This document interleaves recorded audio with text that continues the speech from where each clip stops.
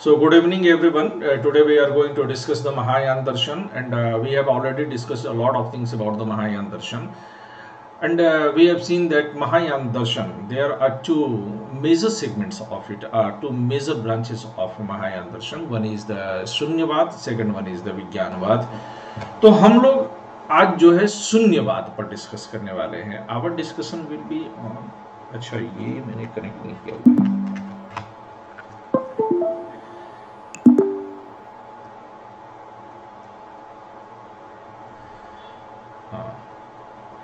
तो हम लोगों का जो डिस्कशन होगा वो किसके ऊपर होगा आज? ये हम लोग करने जा रहे हैं शून्यवाद पर.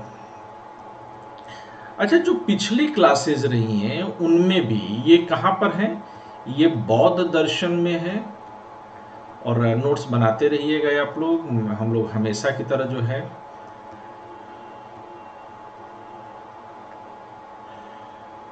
बौद्ध दर्शन में महायान पे, महायान जो है दर्शन पर बात करने जा रहे हैं. नोट्स आप लोग बनाते रहिएगा साथ में, क्योंकि notes going to be very very important है ना.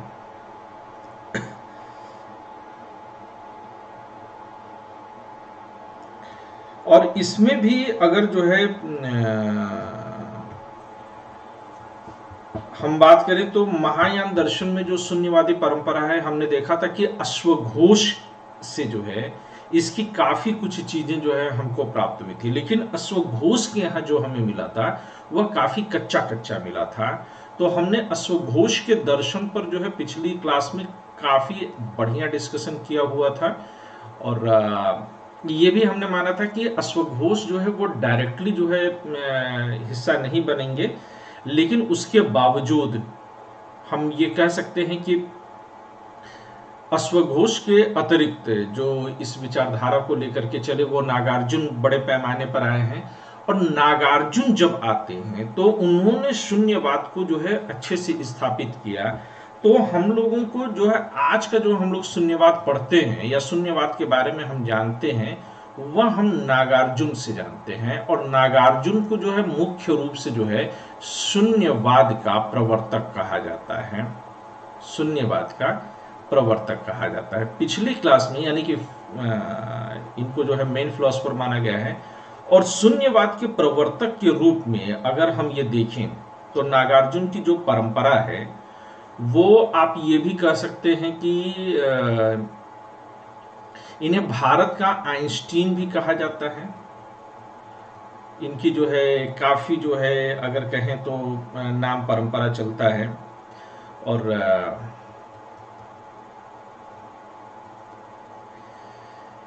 नागार्जुन कौन रहे हैं इसको लेकर के बड़ा जो है कंफ्यूजन रहा है कि who is actually Nagarjuna. Nagarjuna का जो टाइम है ये आप लोगों के लिए इंपॉर्टेंट नहीं है as a student of the philosophy, but as the student of art and culture, as a student of the history, it is going to be very important.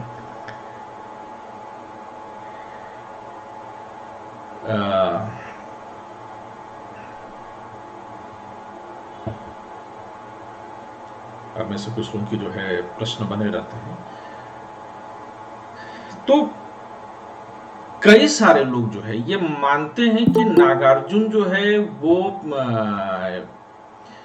Chemistry में भी जो है इनका बड़ा योगदान रहा है नागार्जुन का. कुछ लोग जो है इस तरह से भी मानते हैं कि नागार्जुन का पीरियड जो रहा है वो जो है फर्स्ट बीसी के अराउंड रहा होगा. लेकिन नागार्जुन का क्या पीरियड रहा होगा ये नो वन इज श्योर, मतलब किसी को भी नहीं पता है. और अलग अलग लोग अलग अलग तरीके से अंदाज़ा लगाते हैं. बहुत सारे लोग इनका जो है मैथ्स में भी जो है बड़ा जो है कंट्रीब्यूशन मानते हैं. बट जो सबसे बेस्ट इनके बारे में स्पेकुलेशन हो सकती है या हम कह सकते हैं कि वो नागार्जुन का जो पीरियड रहा होगा वह नागार्जुन का पीरियड कहीं पर फर्स्ट 20 एडी से लेकर के 3rd सेंचुरी तक के जो है हम आसपास मान सकते हैं कि यहाँ के बीच में रहा होगा. और ये भी हम कह सकते हैं कि जो हिस्ट्री सबसे अधिक सजेस्ट कर रही है वो ये है कि नागार्जुना का जो पीरियड रहा है वो सातवाहन वंश के करीब रहा है. तो ये सातवाहन वंश के करीब रहे हैं। और जिस एक केमिस्ट्री के विद्वान के बारे में माना जाता है, ये बड़ा इंटरेस्टिंगली मैं आप लोग को बताऊं कि जब बौद्ध दर्शन की बहुत सारी ब्रांचेज निकली, तो उन सारी ब्रांचेज में से एक ब्रांच जो है वो तिब्बत की ओर गई। अच्छा, पहाड़ों का साहब कुछ जादू भी है, काला जादू पहाड़ों में होता है। तो वहां पर जब भी कोई दर्शन जाता है ना, जैसे आपका शिव दर्शन है, हमारे यहाँ शिव क्या है, बम भोला मस्त मगन साहब, है ना, बम बम भोले। जो दुनिया ने त्याग दिया वो जाकर के आप भोले के ऊपर चढ़ा दीजिए। धतूरा सूंघ करके लोग बौरा जाते हैं, ले जाकर के शिव को चढ़ा दीजिए। शमशान की राख सब लोग त्याज्य समझते हैं, यहां तक कि शव मृत्यु के बारे में बात करना लोग जो है अपशगुन मानते हैं। लेकिन हमारे बम भोला उसे जो है अपने शरीर पर धारण किए हुए हैं, और इतनी मस्ती है साहब उस जो है भस्मीभूत की कि वो जिस शमशान का नाम तक लोगों ने खौफ खाते हैं, उसे लोग माथे पर धारण करके घूमते फिरते हैं। लेकिन यही जो है सत्यम शिवम सुंदरम का जो दर्शन है, जब ये पहाड़ों में जाता है, ठंडे ठंडे पहाड़ों में जाता है, आपको पता है क्या हो जाता है? ये ठंडे ठंडे पहाड़ों में जाकर के तांत्रिक बन जाता है। यही दर्शन जब आगे जो है प्रोसीड करता है, तो जितना ज्यादा ये, मतलब मुझे आज तक नहीं समझ में आता है कि ऐसा क्यों होता है कि जितना रेयर पॉपुलेशन या जितनी रेयर पॉपुलेशन डेंसिटी की तरफ बढ़ता है, उतना ही ज्यादा जो है यह तंत्र पूजा में जो है चला जाता है। या और अगर आप गुफाओं कंदराओं में चले जाइए तो पंचमकार साधना में चली जाती है। अब क्वेश्चन कुड अराइज देयर कि ये पंचमकार साधना वास्तव में है क्या?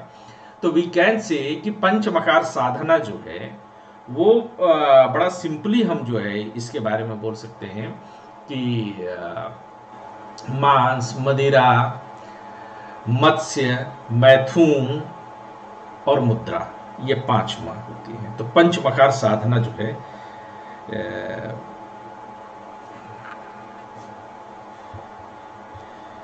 वहां से जो निकली। इसी तरह से बौद्ध दर्शन भी जब आगे बढ़ा है, तिब्बत के साइड में, वो भी पहाड़ों कंदराओं में निकला है, तो पता है उसका क्या हाल हुआ है? ये जब निकली तो ये वज्रयान में गई है।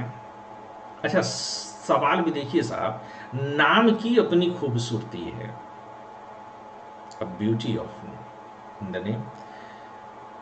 और ब्यूटी क्या है कि हीनयान हमने सुना कि छोटी सी जहाज है, महायान बड़ी सी जहाज है, तो वज्रयान बहुत कठोर जहाज है, और वज्रयान की साधना बड़ी कठिन है। कुछ तिब्बत की तरफ जो बौद्ध विचारक गए हैं, उनमें से जो है एक नाम बड़ा मशहूर है, बड़ा अच्छा लगता है, और वो है तारानाथ जी का। बहुत अच्छे बौद्ध विचारक हुए हैं। और तारानाथ जी जो है, इनके जैसे विचारक ये मानते हैं कि नागार्जुन के अंदर जो है वह अलग अलग धातुओं को सोना में बदल देने की जो केमिस्ट्री होती है, उनको वो आती थी।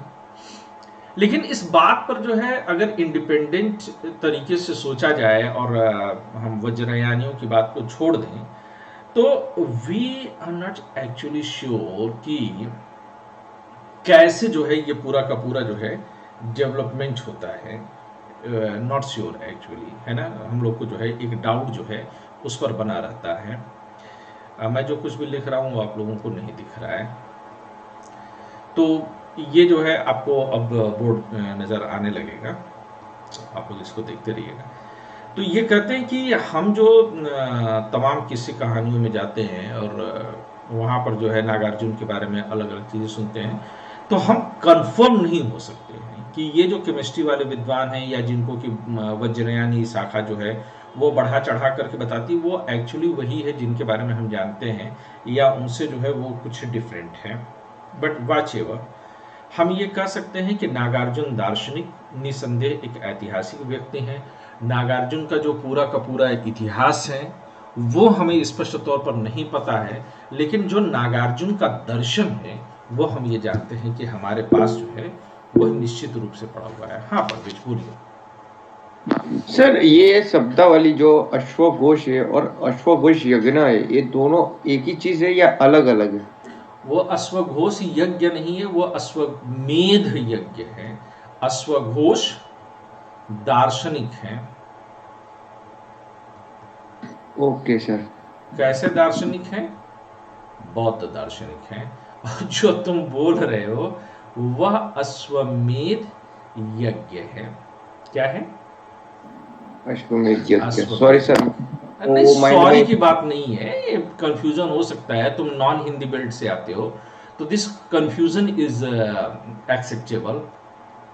ठीक है, तो अब हम ये कुल मिलाकर के कह सकते हैं कि नागार्जुन को इतिहास के एक व्यक्ति के रूप में निश्चित रूप से कहीं पर पकड़ करके रख पाना हमारे लिए मुश्किल है, पर हम ये जो है पूरी तरीके से जो है एश्योर्ड हो सकते हैं, वी कैन बी एश्योर्ड कि नागार्जुन जो है वो दार्शनिक रहे हैं और महायानी जो है दार्शनिक रहे हैं।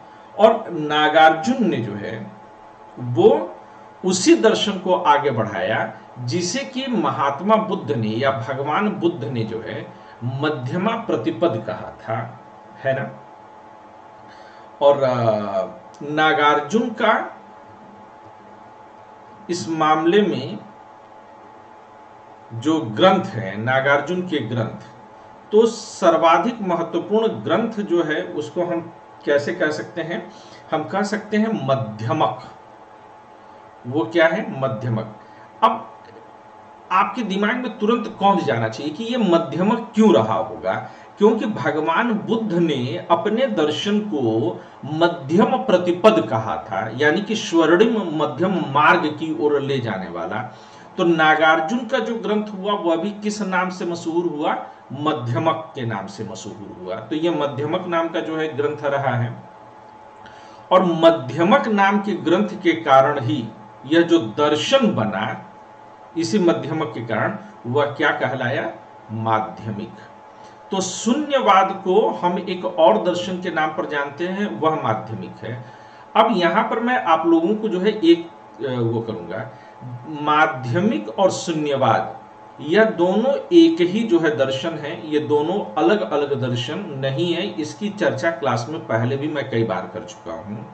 ठीक है, जब भी हम लोगों ने जो है महायान दर्शन की तरफ जाने की कोशिश की है, जब भी हमारे रास्ते भटके हैं, तो हम लोगों ने देखा है कि इट इज सेम। तो माध्यमिक और शून्यवाद दे आर सेम। लेकिन माध्यमिक नाम क्यों पड़ा? तो माध्यमिक नाम मध्यमक ग्रंथ के नाम पर पड़ा।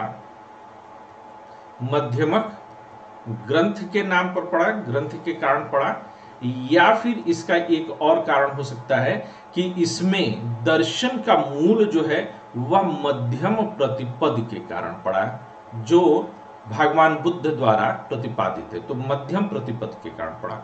जबकि शून्यवाद तत्व विवेचन है। क्या है? शून्यवाद तत्व विवेचन है।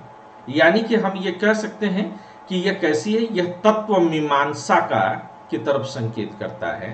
तत्व मीमांसा क्या होती है? तत्व मीमांसा को इंग्लिश में हम क्या बोलते हैं? हम मेटाफिजिक्स बोलते हैं। हम क्या बोलते हैं? मेटाफिजिक्स बोलते हैं। It is the metaphysics. Getting my point कि ये तत्व मीमांसा या मेटाफिजिक्स है। और दूसरी तरफ जब हम जो है चर्चा करते हैं तो फिर हम किस में करते हैं? तो अच्छा, मैं चूंकि आप में से जैसे रेखा है, बिल्कुल नई स्टूडेंट है, तो मैं एक बार जो है रेखा आपके लिए बताना चाहूंगा कि तत्व मीमांसा किसे कहते हैं। What is the metaphysics? ये दुनिया किन चीजों से मिलकर के बनी है। जैसे कि अगर हम ये कहें कि ये दुनिया हाइड्रोजन, ऑक्सीजन, ये तमाम जो एटम्स हैं, मॉलिक्यूल्स हैं, इनसे बनी हुई है, तो हम ये कह सकते हैं कि ये एक तत्व मीमांसा है। इसी तरह से बहुत सारे लोगों ने जो है कहा कि ये हाइड्रोजन, ऑक्सीजन के जो परमाणु, वह परमाणुओं का भी जो मूल तत्व है, बेसिक एलिमेंट्स जिससे पूरी दुनिया बनी है। जब इस पर तर्क होता है कि ये दुनिया किस चीज से बनी है। एक गाना है कि ये दुनिया पित्तल दी, वो गाने में भी तत्व मीमांसा ही है, क्योंकि उसमें दुनिया जो है पीतल की बताई गई है। तो हम एक दार्शनिक, हाँ जी, रीजन ढूंढना। Not the reason, but the element. Reason means knowledge. When we are trying to find out the reason, then we are looking for the knowledge. And knowledge is the epistemology. दर्शन शास्त्र की कई branches हैं। जब हम ज्ञान के ऊपर चर्चा करते हैं तो हमारा दर्शन शास्त्र ज्ञान मीमांसा बन जाता है। Philosophy is epistemology. जब हम दुनिया किन तत्वों से मिलकर के बनी है इस पर चर्चा करते हैं तो वह तत्व मीमांसा हो जाता है, मेटाफिजिक्स हो जाता है। जब हम ये कहते हैं कि दुनिया में क्या सही है, क्या गलत है, क्या होना चाहिए और क्या नहीं होना चाहिए, जब हम इन तत्वों की खोज करना शुरू करते हैं तो then it is the ethics या नीति शास्त्र। इसीलिए कि जब आप फिलॉसफी अच्छे से पढ़ लेंगे तो आपको जो जीएस 4 पेपर है जी, उसको सॉल्व करना आपके लिए बहुत आसान हो जाएगा। देखिए, फिलॉसफी पढ़ लेने से आपका जो जीएस का एथिक्स, जब जीएस मतलब मेंस का पेपर चलता है तो जो पहला पेपर है एस्से राइटिंग, वो बहुत आसान हो जाता है क्योंकि फिलॉसफी से रिलेटेड क्वेश्चन ही उसमें मैक्सिमम पूछे जाते हैं, जिन्हें कि फिलोसफिकल एस्से बोलते हैं। तो that will be very easy. फिर उसके बाद जो जीएस 4 पेपर है वो एथिक्स है, and ethics is the part of philosophy, तो वो भी आपका आसानी से हो जाता है।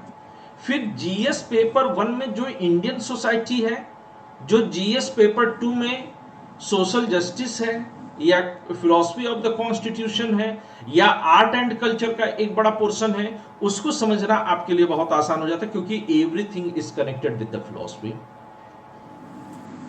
इसी तरह से सोशल जस्टिस के अलावा अगर इकोनॉमी में हम जाएं तो इकोनॉमी में भी बहुत सारे क्वेश्चंस ऐसे होते हैं जो कि फिलॉसफी पढ़ा हुआ, सोशियो पॉलिटिकल फिलॉसफी पढ़ा हुआ स्टूडेंट ज्यादा बेहतर, ज्यादा डेप्थ में समझता है। जैसे कम्युनिज्म क्या है, the role of the state क्या है, पुलिस क्या है, इस तरह की चीजों को समझना फिलॉसफी के स्टूडेंट के लिए आसान होता है। तो हम ये कह सकते हैं कि जो टोटल 1750 नंबर का मेंस आता है उसमें से तकरीबन 1000 से लेकर के 1200 तक के नंबर सीधा सीधा जो है फिलॉसफी से रिलेट करता है।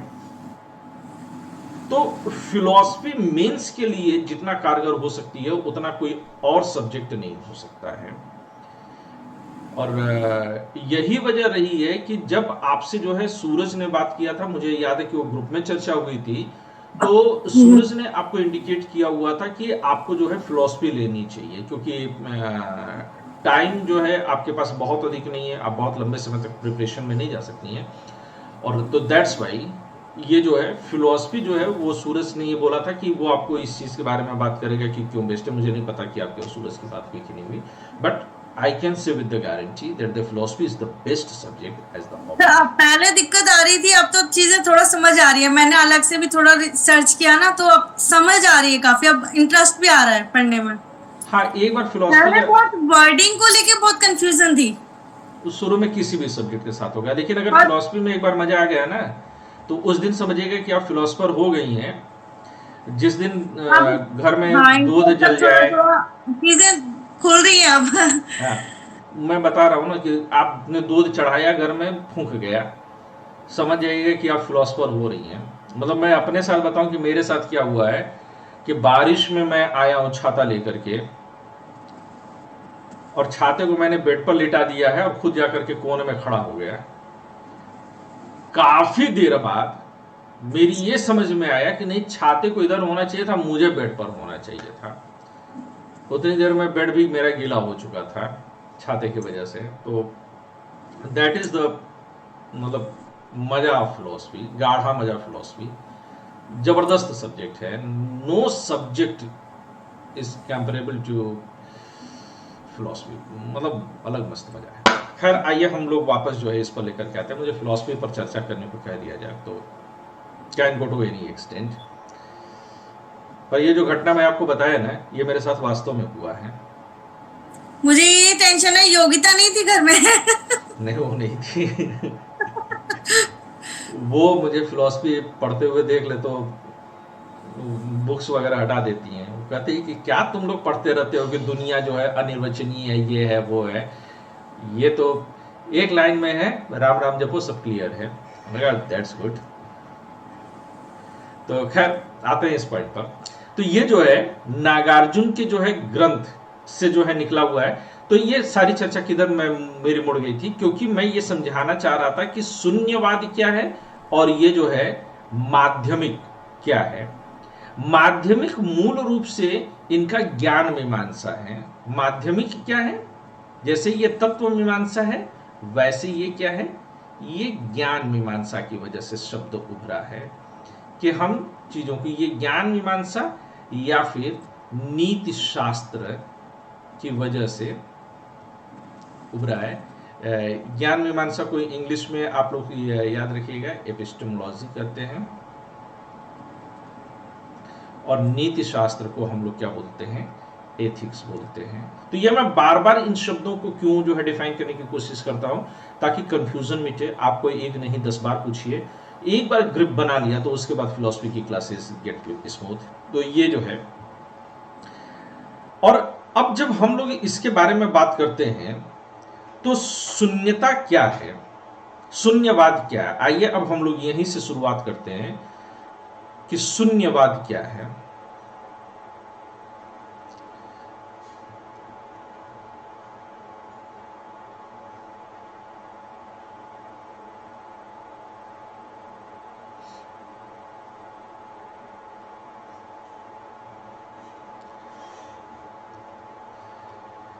अब अगर शून्यवाद क्या है, तो एक बात यहां पर बिल्कुल क्लियर रखिएगा कि शून्य शब्द के कई मतलब हो सकते हैं, लेकिन मैं जो एकदम आम बोलचाल की भाषा में है मैं वहां से शुरू करूंगा, है ना।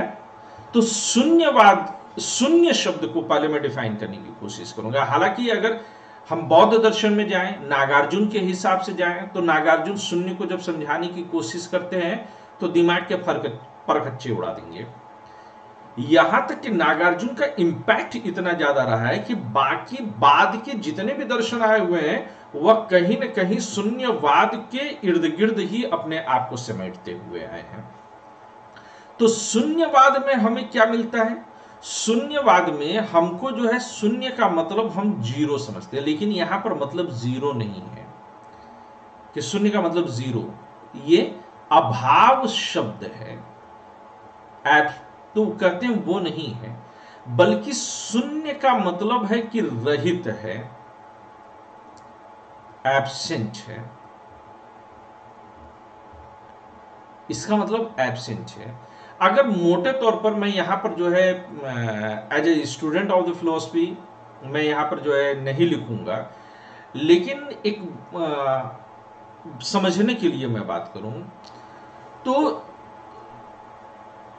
जैसे कि हम ये कहते हैं कि किसी भी चीज को समझने के लिए हम कैसे समझते हैं। हमारे बातचीत में आ जाए कि फलाना टीचर कैसा है, तो हम फलाना टीचर को कनेक्ट करने की कोशिश करिएगा। आप लोग यहां पर बोलचाल की बिल्कुल भाषा है। तो अगर हम कहें कि फलाना टीचर कैसा है, तो हम कैसे कनेक्ट बताएंगे उसको? हम उसको कुछ उसके क्वालिटीज के आधार पर बताएंगे। आप किसी भी चीज को देखिए, आप किसी चीज को कैसे बताते हैं? आपको कोई बड़ा अच्छा लग गया, सांवरिया मोहन है, उनके कजरारे कजरारे नैन हैं, उनकी जो है कमल के समान उनके जो है चरण हैं। हम कैसे इस चीज को डिफाइन करते हैं? तो हम कृष्ण को अगर डिफाइन करते हैं तो हम जो है कुछ उनके गुणों के आधार पर करते हैं कि कृष्ण जो है बड़े चतुर हैं, बड़े हंसमुख हैं। राम को डिसाइड को करने की कोशिश करते हैं तो हम राम को भी उनके गुणों के आधार पर, हम दुनिया में किसी भी चीज को, हम किसी मकान को देखने गए, हम उसको कैसे जो है डिफाइन करेंगे? हम किसी सोसाइटी को देख रहे हैं तो हम कैसे उसको डिफाइन करेंगे? हम समोसा हमारे सामने तो हम उसको कैसे डिफाइन करेंगे? तो कुछ गुणों के आधार पर करेंगे। क्या आप किसी भी चीज के बारे में तब चर्चा कर सकते हैं कि जब आप उसके किसी गुण के बारे में ना बात कर रहे हो? जरा कोशिश करके आप लोग देखिए,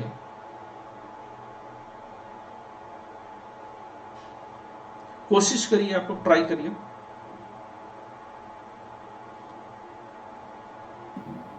नहीं सर, नहीं हो सकती वो बातें। नहीं हो क्योंकि सकती ना। जिनके हाँ, जिनके बारे में हम बात कर सकते हैं वो अच्छे गुण हो सकते हैं या खराब गुण हो सकते हैं, क्योंकि हम चर्चा उसी चीज की कर सकते हैं। हम चर्चा उसी की कर सकते हैं जिसके अंदर की कुछ क्वालिटीज हो, कुछ गुण हो, कुछ एट्रीब्यूट्स हो। ये बाकी रेखा आप या फिर जो है अनु, अनिका, आप लोग जरा करने की कोशिश करिए। देखिए कि क्या किसी चीज के बारे में बिना उसके गुणों के बारे में बात की आप बात कर सकते हैं। नहीं, पॉसिबल नहीं है सर। नहीं पॉसिबल है ना।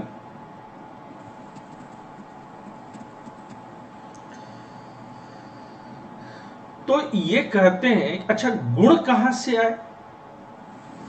आपके सामने जो है पानी रखा हुआ है, अब पानी के बारे में बात करना चाहते हैं तो आप बात करते हैं कि पानी ठंडा है या पानी गर्म है। ये आरओ से पानी लेकर के मैं आ रहा हूं, तो जाहिर सी बात है कि जो रूम टेम्परेचर होगा उसके आसपास में ये पानी होगा। अब रूम टेम्परेचर में पड़ा हुआ पानी जो होता है वो कैसा माना जाएगा।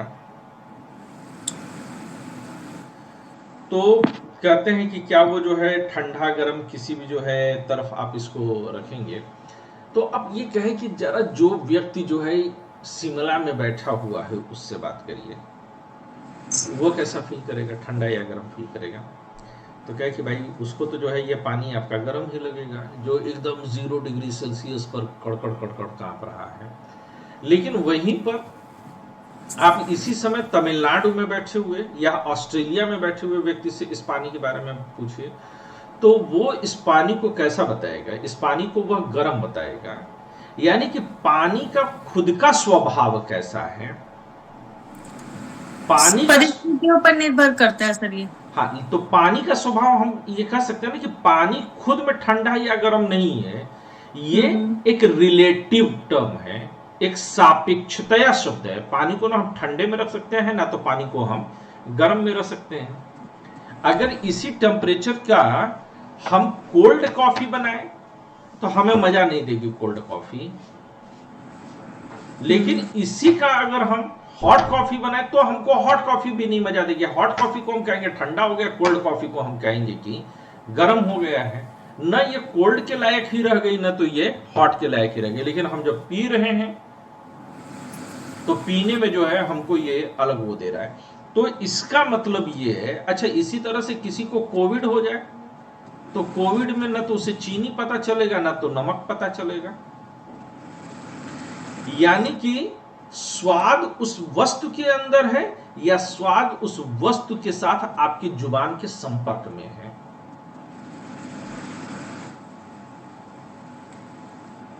बहुत मीठा खा लिया है आपने और उसके बाद हल्का मीठा कोई खिला दे आपको, आपको पता नहीं चलेगा। यानी कि इस संसार में जितने भी गुण हैं वे गुण कैसे हैं, वे गुण सापेक्ष हैं। वस्तु का स्वभाव कुछ भी नहीं होता है, ये डिपेंड करता है।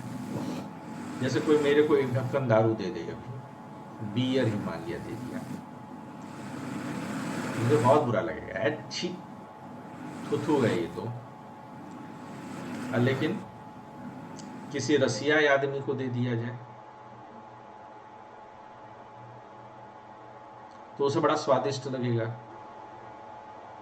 4 बार प्रणाम करके तब जो है दारू पिएगा। क्यों पिएगा? क्योंकि उसके लिए उसका स्वाद अलग अर्थ रखता है।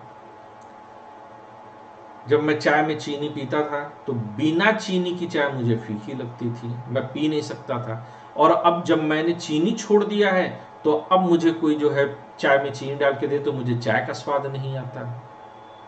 बचपन से लेकर के अब तक एक ही चीज के टेस्ट आपके लिए बदल गए होंगे। बुढ़िया के बाल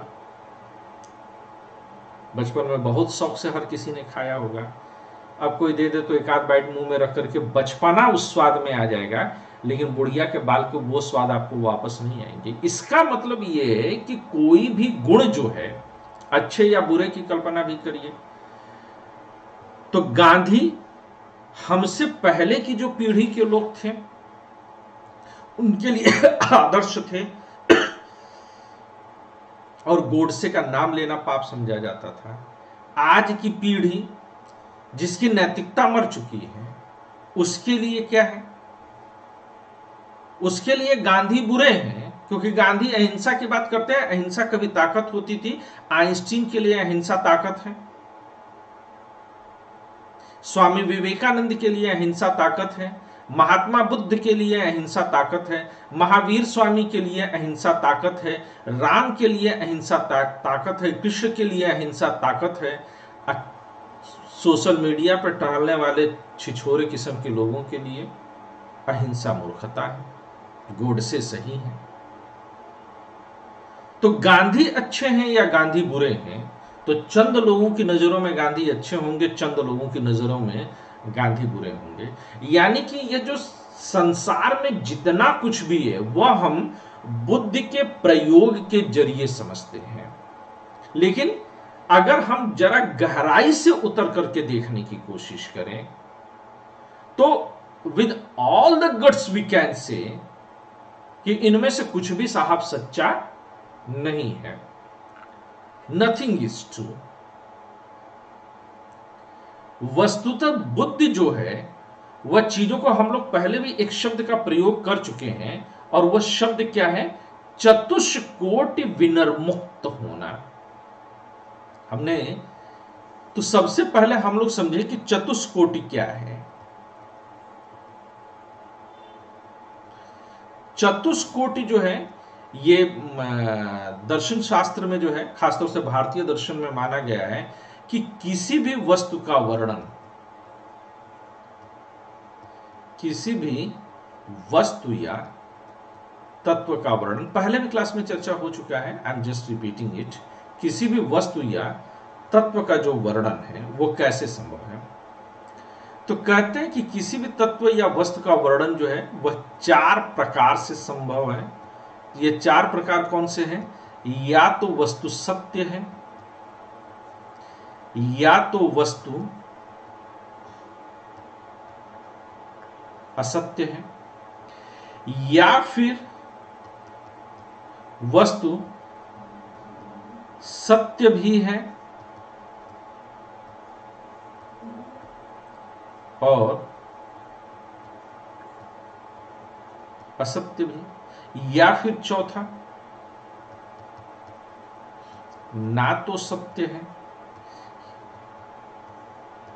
और ना असत्य है।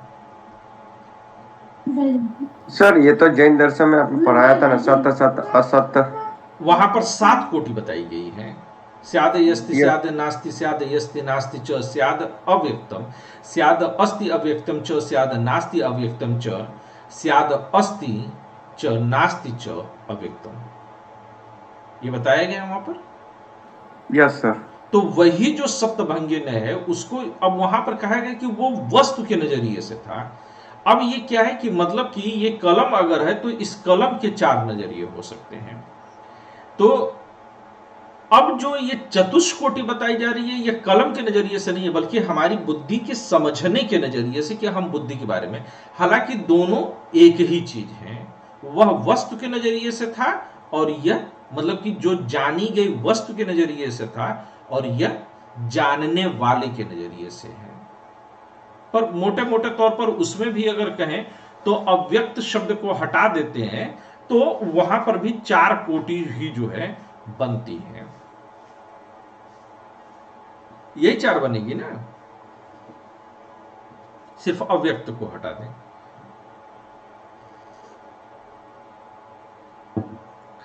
तो यही कहते हैं कि ये 4 तरीके से हम जानते हैं, इसी को 4 से चतुष्कोटि प्रकार। तो ये 4 प्रकार से 4 तरीके से जो हम चीजों को जान सकते हैं। अब शून्यवाद क्या कहता है? शून्यवाद कहता है कि ये तो आपने बुद्धि के जरिए जाना। बौद्ध महायान दर्शन में कहा गया है कि हम जितने भी चीजों को जानते हैं इन 4 के जरिए जानते हैं, यानी कि ये 4 जो है इसको विप्रतिषेध शब्द दिया गया। मैं वो शब्द आपको नहीं दे रहा हूं। और इन 4 को हम और ज्यादा डिफाइन करने के चक्कर में 62 और तरीके का बना लेते हैं। इसी तरह से अगर आपने कामसूत्र पढ़ा होगा तो कामसूत्र में भी जितने भी जो है आपको तरीके बताए जाते हैं, चाहे वो सेक्स का तरीका हो, चाहे वो फिर किस करने का तरीका हो या कुछ भी, तो उसको 8 और 8 के अलग वर्गीकरण में 64 में ले गए हैं। यानी कि संपूर्ण जो सेक्स को उन्होंने बताया है वह 64 कलाओं में निपुण होना चाहिए। और जो हमारे यहाँ साहित्य में माना गया है वो 16 में माना गया है। यहां पर बुद्धि को जो लाया गया है वो कितने में लाया गया है? वो 4 में लाया गया है, चतुष्कोटि रखा गया है। यानी कि चीजें आपस में कहीं ना कहीं कनेक्ट करती हैं। अब शून्यवाद क्या कहता है? शून्यवाद ये नहीं कहता है कि चीजें नहीं है। शून्यवाद ये नहीं कहेगा कि तत्व नहीं है। ये शून्यवाद की गलत धारणा है, या अगर मैं ऐसे लिखी दूं कि तत्व नहीं, गलत है। शून्यवाद ये नहीं कहता है कि संसार नहीं है, ये भी गलत है। बहुत सारे लोग शून्यवाद को लेकर के इस अवधारणा में चले जाते हैं। लोग बाद के बहुत सारे दार्शनिक हुए तो उन्होंने कहा अरे अरे अरे देखो ये तो कुछ मानते ही नहीं है, ये तो कहते हैं सब शून्य है। अब यहीं पर याद रखिएगा कि शून्य का एक विशिष्ट अर्थ लिया गया है शून्यवाद में। मेरी बात समझ में आ रही है कि शून्य का एक विशिष्ट अर्थ लिया गया है, और वह विशिष्ट अर्थ क्या है कि यह गुणों से रहित है, तत्व से रहित नहीं है। ये पेन, तो क्या हम ये कह सकते कि पेन नहीं है? नहीं कह सकते। कोई ये कहे कि इस दुनिया में आके कहे कि अरे साहब ये दुनिया जो है मिथ्या है, तो खींच के लपड़ मारिए कि ये मिथ्या है। और मिथ्या नहीं है, क्योंकि कान के नीचे जो बजा है ना, वो 2-4 दिन तक उनके कान में सीटी बज करके सुनाई देगा। मिथ्या झूठ नहीं है, सच है। लेकिन क्या उसी रूप में सच है जिस रूप में आप जान सकते हैं, या जिस रूप में आप जानते हैं? तो कहे नहीं साहब। अब बड़ा कमाल की बात है, उम्र हुई थी नई नई सी, उम्र हुई थी नई नई सी, खुमार था परवान था वो प्यार था, हर अदा उसकी अच्छी लगती थी, लेकिन ये उम्र नदी सी बहती रही। अब वो अदा नहीं, वो गधा लगने लगा। अब उसकी वही बातें इरिटेट करने लगी जिसकी हर गलतियों को हमें अच्छी लगती थी, मासूम लगती थी। अब वो हमको इरिटेट करने लगी हैं। जिन चीजों पर हम कभी रीझते थे वही चीजें अब हमको तकलीफ देने लगती हैं। क्यों साहब? Perception has been changed. यानी कि हमने पहले जिस तरह से समझा और अब जिस तरह से, वही व्यक्ति है, सेम व्यक्ति है, बदला नहीं है। He is the same person. He has not been changed. और हम कई बार कहते हैं कि तब हमने ये नहीं देखा था, तब हमने वो नहीं देखा था, तब हमने ऐसा नहीं समझा था। क्योंकि गुण अचानक से पैदा नहीं होते हैं, उसकी निरंतर परंपरा, एक प्रवाह चली जा रही है।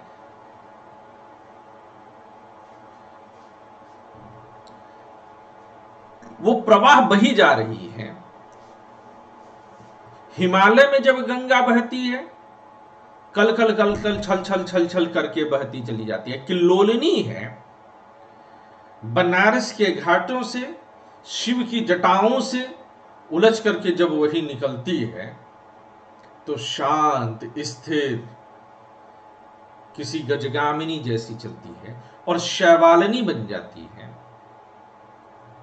नदी वही है, पानी वही है, गुण बदला है प्रवाह का, और नदी के बारे में हमारा दृष्टिकोण बदला है।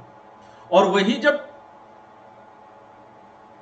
कलकत्ता से आगे निकलती है, हिंदुस्तान की सरजमी को छोड़ करके बांग्लादेश में प्रवेश करती है, वही सब कुछ को बहा देने का ताप रखने वाली गंगा बांग्लादेश में जाकर के मंद मदिर मंथर पड़ जाती है, अपना ही बोझ उठा नहीं पाती, जिसे बनारस में जो है पापनाशिनी कहते हैं कि दुनिया जहान के पाप को ढो सकती है, वो गंगा अपने रेत के बालू तक नहीं ढो पाती है, बढ़ जाती है, गोखुर बनाती है और समंदर से जाकर के पनाह मांगती है, कहती है थक गई हूं मैं, अब मुझे अपनी आगोश में समा लेने दे। ये जीवन पूरा का पूरा एक युग चल चुका है और वो दृष्टिकोण बदल गया। गंगा समान है, पानी वही है। तो दोनों ही बातें हैं, ना तो पूरी तरह से जो हम जानते हैं वही सच है और ना ही वह सच नहीं है तो वह झूठ भी नहीं है। यहीं पर शून्यवाद को समझने के लिए एक बार बुद्ध के मध्यम प्रतिपद तक आइए। बुद्ध क्या कहते हैं?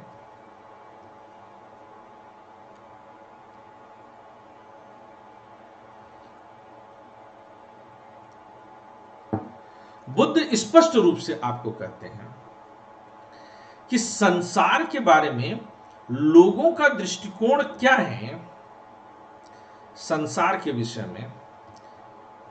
तो कहते हैं कि संसार के विषय में लोगों का जो दृष्टिकोण है वह दो तरीके से बटा हुआ है।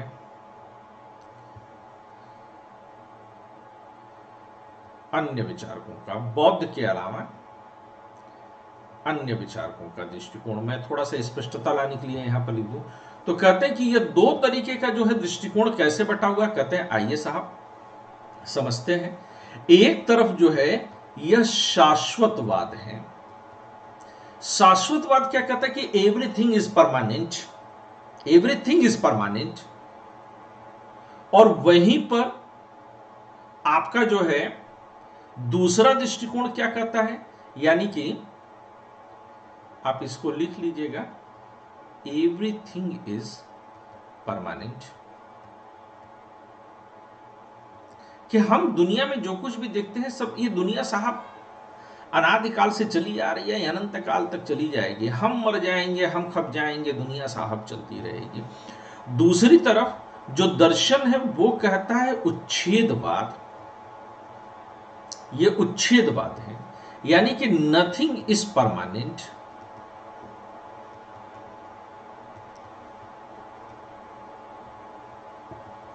यानी कि कुछ भी शाश्वत नहीं है, सब धकाधक खत्म हो रहे हैं, बुलबुले हैं साहब पानी के। आप दूसरा बनाते हैं, इसके पहले पहले वाले फूट जाते हैं। एक बड़ा प्रसिद्ध गाना हुआ है, शीशा हो या दिल हो आखिर टूट जाता है। अब ये जो कह रहे हैं ना साहब, शीशा हो या दिल हो आखिर टूट जाता है, आप पढ़िएगा तो आप कहिएगा वाह वाह क्या बात है साहब, आपने तो उच्छेदवाद समझा दिया।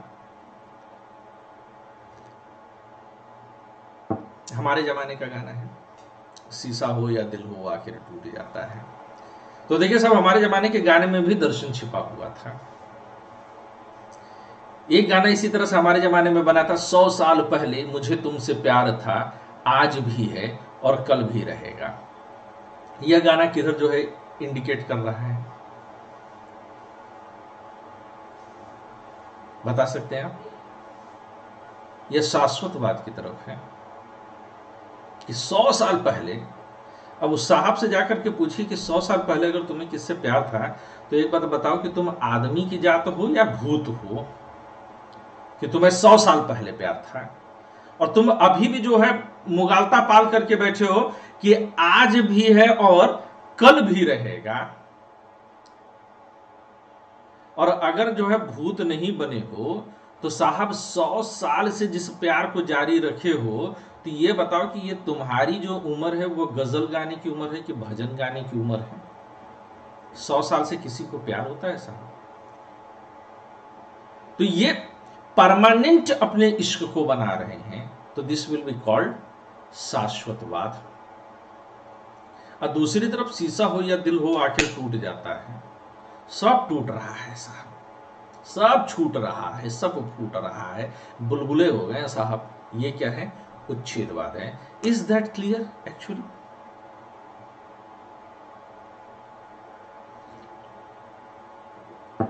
हाँ ना, कुछ तो बोल दो। Yes sir. दोनों गाने जो है कनेक्ट कर पाए आप लोग? Yes sir. ठीक है। इसी तरह से किसी ने जो है एक मेरे को कुछ दिन पहले मैसेज भेजा था, पूछा था कि क्या इश्क वो है जिसमें साथ होना जरूरी है, या बिना साथ हुए भी साथ चलते रहना जरूरी है? ये जो कॉन्सेप्ट है यही शाश्वतवाद है।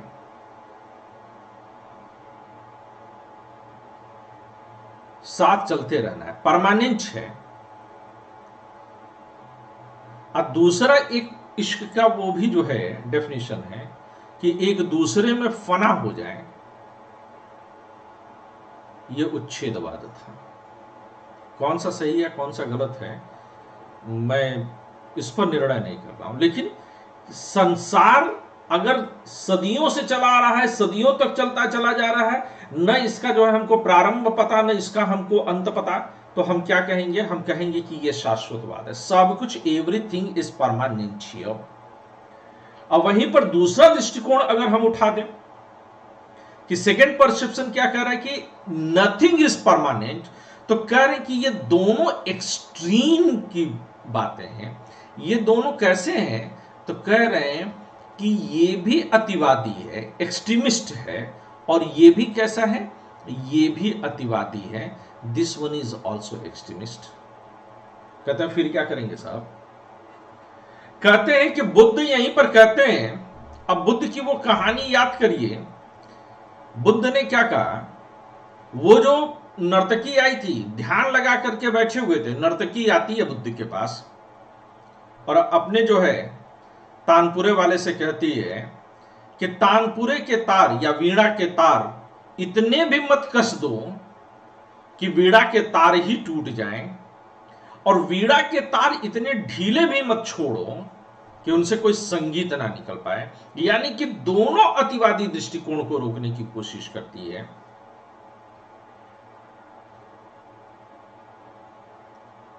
एक्सट्रीम में किसी चीज के मत जाइए।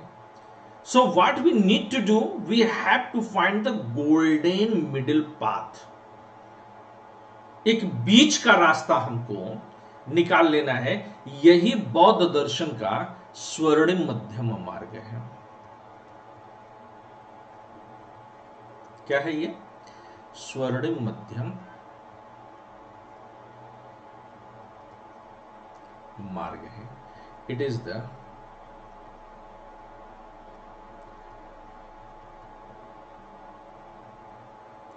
Golden middle path. ये गोल्डन मिडिल पाथ क्या कहता है एक्चुअल में?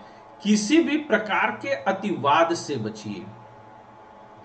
किसी भी प्रकार के अतिवाद, किसी भी प्रकार का अतिवाद सही नहीं है।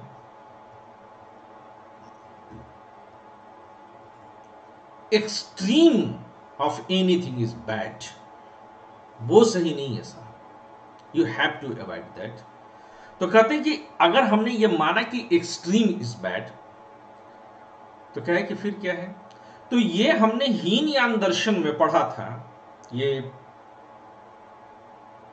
भारतीय संविधान की जब रचना हुई, तो इस स्वर्णिम मध्यम मार्ग का असर हमारे संविधान निर्माताओं के ऊपर भी था, और इसीलिए नेहरू ने बड़ा बढ़िया समझा है। मतलब आपको जो है नेहरू का शुक्रगुजार होना चाहिए अपनी लाइफ में। क्यों होना चाहिए? नेहरू ने इस बात को समझा था। स्वर्णिम मध्यम मार्ग का असर कहां है? संविधान निर्माण पर भी पड़ा है।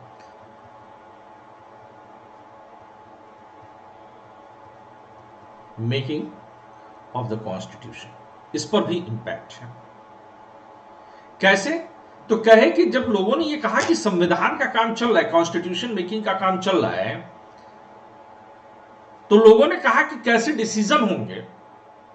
तो लोगों ने कहा डिसीजन की क्या बात है, हम डेमोक्रेटिक सेटअप में रहे हैं, आजादी के समय में हमने सबसे गुहार लगाई है कि हम जो है लोकतंत्र को मानेंगे और लोकतंत्र में जो बहुमत कह देगा वो सही होता है। नेहरू इसका बड़ा तगड़ा विरोध करते हैं। नेहरू कहते हैं कि अगर हमने बहुमत को बना दिया तो बहुमत भीड़ तंत्र में बदल जाएगी, ये तो गड़बड़ हो जाएगा, और फिर संविधान भारत का ना बनकर के संविधान कांग्रेस का बनेगा, क्योंकि more than 70% of this constituent assembly they belongs to Congress, और अगर वो दूसरी पार्टी से भी, मुस्लिम लीग से भी चुन करके आए तो उसके टिकट पर भी ज्यादातर कांग्रेस के ही लोग चुन करके आए हैं। और अगर मैं आपको ईमानदारी से बात बताऊं तो अगर आप कैलकुलेट करके देखिएगा तो around 85% of the constituent assembly they were from the Congress, either directly और इनडायरेक्टली। तो नेहरू कहते हैं कि नहीं साहब, ये तो गलत हो जाएगा, ये it will go into one sided, it will go one sided, we have to stop it. तो लोगों ने कहा कि फिर क्या करेंगे आप, बहुमत का निर्णय नहीं मानेंगे किसी, तो आपकी बात मान लीजिए। नेहरू ने कहा कि ये भी वन साइडेड बात आप कर रहे हैं। तो लोगों ने अपना सर पकड़ लिया, कहा नेहरू से फिर बताइए क्या करें। तो पंडित जवाहरलाल नेहरू, अदम्य बुद्धिमान व्यक्ति, और पंडित जवाहरलाल नेहरू कहते हैं कि हम स्वर्णिम मध्यम मार्ग निकालेंगे। पहले तो कोशिश ये की जाएगी कि सबकी आपस में सहमति बन जाए, we should try to find out a consensus, and if we are failed to do so then what will happen। तो कहते हैं कि मेजॉरिटी नहीं चाहिए, then adoption। and what is adoption? तो संविधान सभा ने जो तरीका अपनाया था, तो वह तरीका जो है एडॉप्शन का, विवाद के कंडीशन में संविधान सभा कैसे काम करती थी, एडॉप्शन के जरिए। एडॉप्शन को हिंदी में क्या लिखते हैं, समायोजन लिखते हैं। तो ये जो समायोजन का तरीका था, ये कहीं और से नहीं बल्कि बौद्ध दर्शन में जो स्वर्णिम मध्यम मार्ग है यहीं से निकला हुआ है। और नेहरू की नीतियों में स्वर्णिम मध्यम मार्ग अक्सर काम करके करता है, बुद्ध का दर्शन अक्सर करके काम करता है। आप ये देखेंगे, आप नेहरू के ऊपर जो है लोग गलत तरीके से आरोप लगाते हैं, वो छिछरे किस्म के लोग हैं, छिछोरे किस्म के लोग हैं जो नेहरू के ऊपर, गांधी के ऊपर आरोप लगाते हैं। ऐसे लोगों की संगत में नहीं बैठना चाहिए, ये छिछोरे किस्म के लोग होते हैं, इनको अवॉइड करिए, मुस्कुरा करके टाल दीजिए, हाँ जो तुम कह रहे हो वही सही है। They don't deserve even a reply, इन्हें तो कुछ पता ही नहीं है साहब। And why they are like this, because they don't understand the philosophy. जिसने फिलॉसफी नहीं पढ़ी वो धरती पर एक पशु के समान है, बिना पूंछ के। जिसने दर्शन शास्त्र नहीं पढ़ा वो धरती पर बिना पूंछ के पशु है।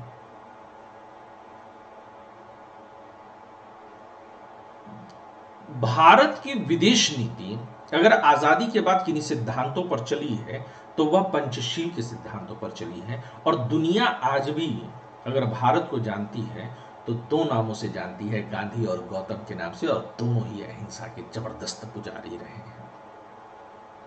और इस देश के व्हाट्सएप इस यूनिवर्सिटी में पैदा और पले बढ़े हुए आजकल के छिछोरे किस्म के नौजवान गांधी और गौतम बुद्ध को ही सबसे ज्यादा गाली देते हैं। जिसको दुनिया पूजती है उसको हिंदुस्तानी गरियाने का काम करते हैं। ये लोग देशद्रोही और नमक हराम किस्म के लोग होते हैं जो इस तरह का जो है हरकत करते हैं। तो किसी भी प्रकार का जो है ये कहते हैं कि अतिवाद सही नहीं है। तो ये कहते हैं कि हम इस दुनिया को, अब आप देखिए हीनयान दर्शन में इसी चीज को कैसे जो है रखा गया है। अभी इधर पेज बाकी है। तो कहते हैं कि हीनयान दर्शन में इसी स्वर्णिम मध्यम मार्ग को संतानवाद के जरिए बचाने की कोशिश की गई है। संतानवाद यानी कि वो जो छापों की, संस्कारों का एक क्रम चल रहा है उसमें ही निरंतरता है। आप एक नदी में 2 बार स्नान नहीं कर सकते, परंतु नदी का प्रवाह क्रम निश्चित है। तो ये संतानवाद के जरिए, इसको ये कहां पर आपने संतानवाद देखा? ये हीनयान में या प्रारंभिक बौद्ध में देखा। बाद में महायान में यही जो है आपका शून्यवाद में उभर करके आया, शून्यवाद या माध्यमिक में उभर करके आया। तो अब कहते हैं कि इस शून्यवाद से मतलब क्या है, तो कहते हैं अब शून्यवाद कैसे जो है इस चीज को बचाने की कोशिश करता है, कैसे रिप्लाई करेगा कि न तो शाश्वत है न तो उच्छेद है, if nothing is permanent and if we are denying it कि if nothing is permanent we are also denying that everything is permanent. तो कैसे, क्या समथिंग इज परमानेंट? अगर वहीं पर अगर आप ब्रैडले के पास देखिए, दो तरह के दृष्टिकोण हैं। एक दृष्टिकोण क्या कहता है कि नथिंग इज परमानेंट, हिंदी में इसको आप कैसे लिखेंगे कि कुछ भी शाश्वत नहीं है। ये कौन कहता है? यह उच्छेदवादी कहते हैं। दूसरा जो है वो क्या कहता है कि एवरीथिंग इज परमानेंट। ये कैसा कहलाएगा? तो कहते हैं कि यह शाश्वतवादी कहलाएगा। कहते हैं कि फिर साहब आप कहने की कोशिश क्या करें, तो कहते हैं कि एक बीच का भी तो रास्ता हो सकता है, और वो कौन सा रास्ता है? तो कहे कि बीच का एक रास्ता है कि समथिंग इज परमानेंट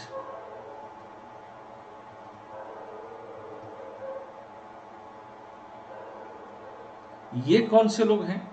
इसमें खास तौर से हम लोग आगे चल करके पढ़ेंगे, पाश्चात्य विचारक हुए हैं ब्रैडले।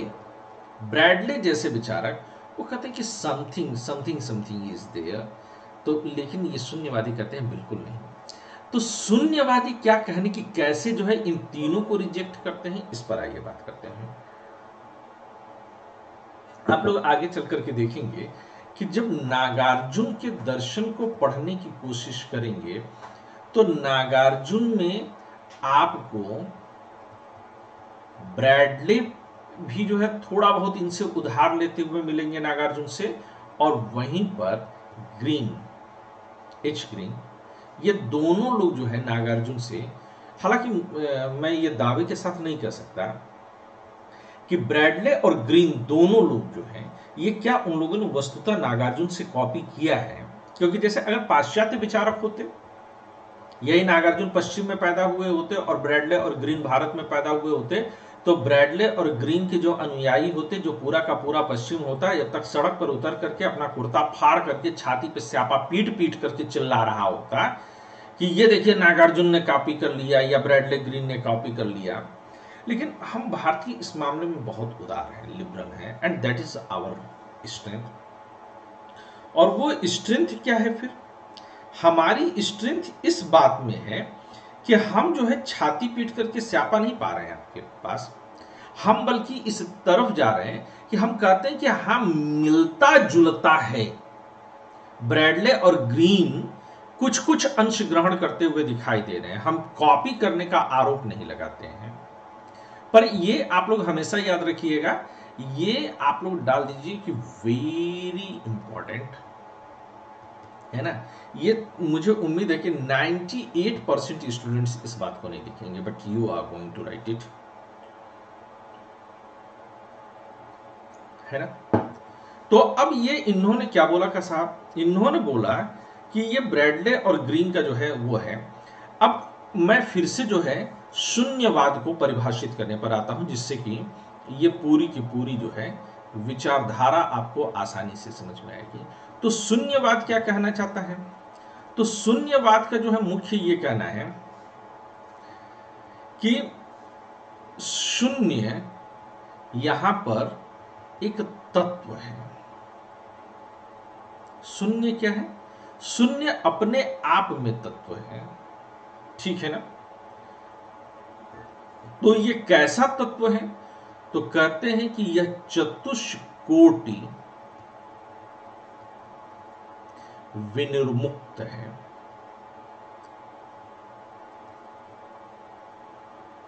कैसा है ये शून्य?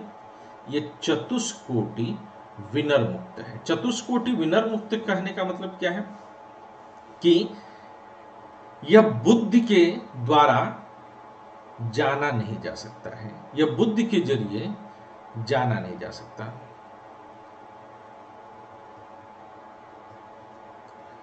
बुद्धि के द्वारा नहीं जाना जा सकता। क्यों नहीं जाना जा सकता? क्योंकि हम लोगों ने देखा कि बुद्धि जो है इन्हीं 4 कोटियों और इनके जो है 62 उपकोटियों के माध्यम से ही 62 जो उपकोटियां हैं उनके माध्यम से ही समझने की कोशिश करती है। लेकिन जो शून्य है, अब शून्य को एक एलिमेंट के तौर पर समझिएगा, यह पूरी दुनिया किससे बनी है? शून्य से। अब शून्य क्यों शब्द कहा? क्योंकि कोई तत्व है, इस बात को समझिएगा, इसको ऐसे समझिए कि कोई तत्व है, लेकिन वह तत्व क्या है? तो जब भी तत्व को बताने की कोशिश करेंगे, अच्छा है शब्द कहना भी पाप है, क्योंकि है इसी चतुष्कोटि में शामिल है। तो क्या है कि नहीं साहब, हम इसमें इसको शामिल कराने की जो है खता नहीं करेंगे।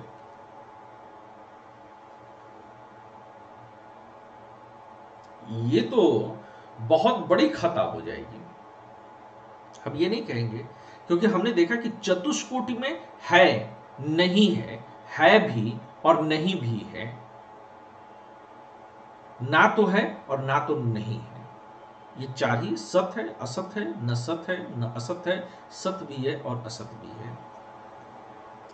यही तो 4 तरीके से हम इसको समझने की कोशिश करते हैं। तो कहते हैं कि इनमें से जो है ये कोई भी रूप, कोई भी जो है तरीका नहीं मानेंगे। तो कहते हैं कि शून्य तत्व है, ये समझ जाइए, महसूस कर लीजिए, लेकिन जैसे ही बोलने की कोशिश करेंगे, जैसे उसको डिफाइन करने की कोशिश करेंगे, तो बुद्धि की कोटियों में आ जाएगा। और कैसा भी यहीं पर गलती हो गई। फिर से पुराना गाना लाता हूं।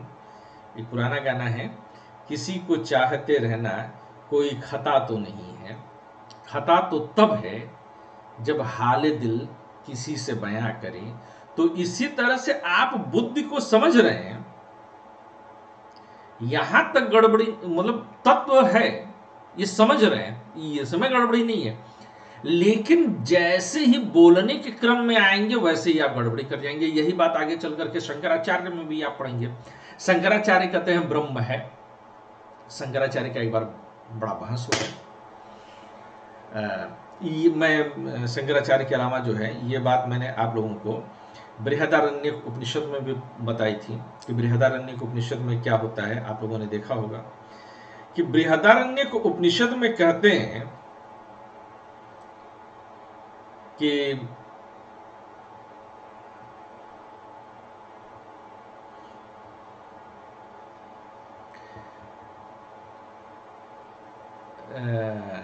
मैं सीधे उस प्रकरण पर आता हूं। तो जहां पर याज्ञवल्क उस सभा में जो है चर्चा करने जाते हैं, और बड़ा सुंदर है, मतलब आप लोग कभी पढ़िएगा, गीता प्रेस वगैरह से मिल जाएगी, और ये समझ करके पढ़िएगा कि आप लोग सिर्फ ट्रांसलेशन पढ़ रहे हैं, उसके मूल तत्व को नहीं समझ पाएंगे, लेकिन स्टोरी समझने में मजा आएगी। तो याज्ञवल्क और जनक जब तक बहस कर रहे हैं तब तक बड़ा इंटरेस्टिंग लगता है। याज्ञवल्क और जनक की बहस में ये होता है कि मनुष्य कैसे चलता है, किस तरह से चलता है। जब तो कहते हैं कि इस ज्योति से चलता है, तो कहते हैं जब ये ज्योति नहीं होगी तो कहते हैं कि उस ज्योति से चलेगा, उस ज्योति से, उस ज्योति से, तो फिर अंत में आता है कि मनुष्य आत्म ज्योति से चलता है। बड़ा बढ़िया प्रसंग है, बृहदारण्यक उपनिषद को पढ़ा जाना चाहिए।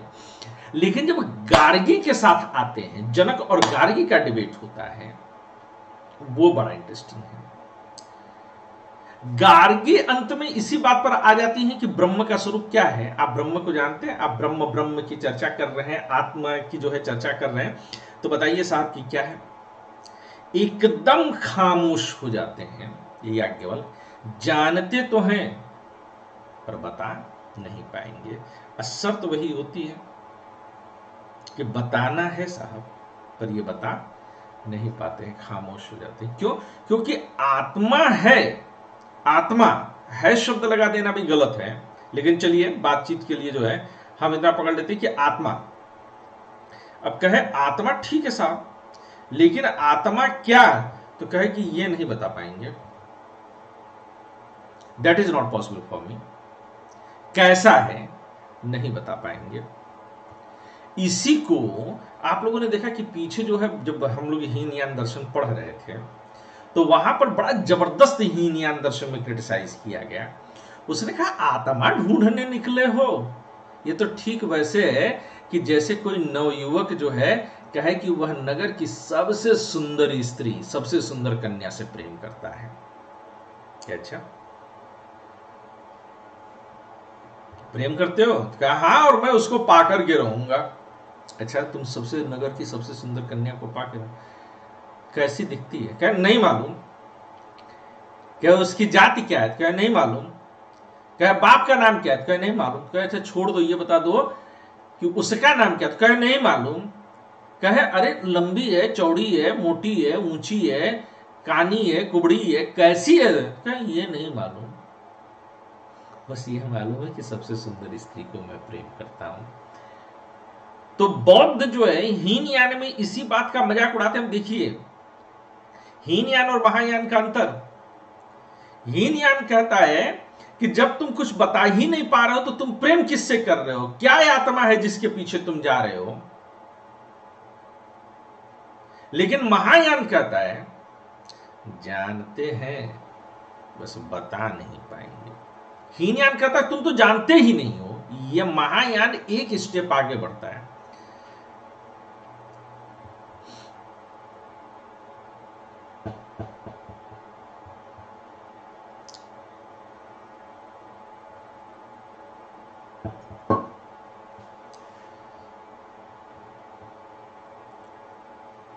तो ये कहते हैं कि महफिल में कल रात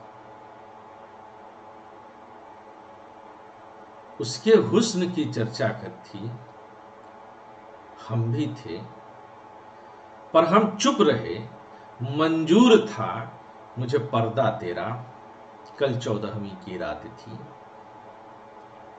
तो वो कहते हैं कि हम जान रहे हैं साहब, बोलेंगे नहीं, लेकिन I am not going to speak because the time I will try to speak something it will come under the चतुष्कोटि, और शून्य जो है उस चतुष्कोटि के बाहर है, उस क्रम में नहीं फंसता है।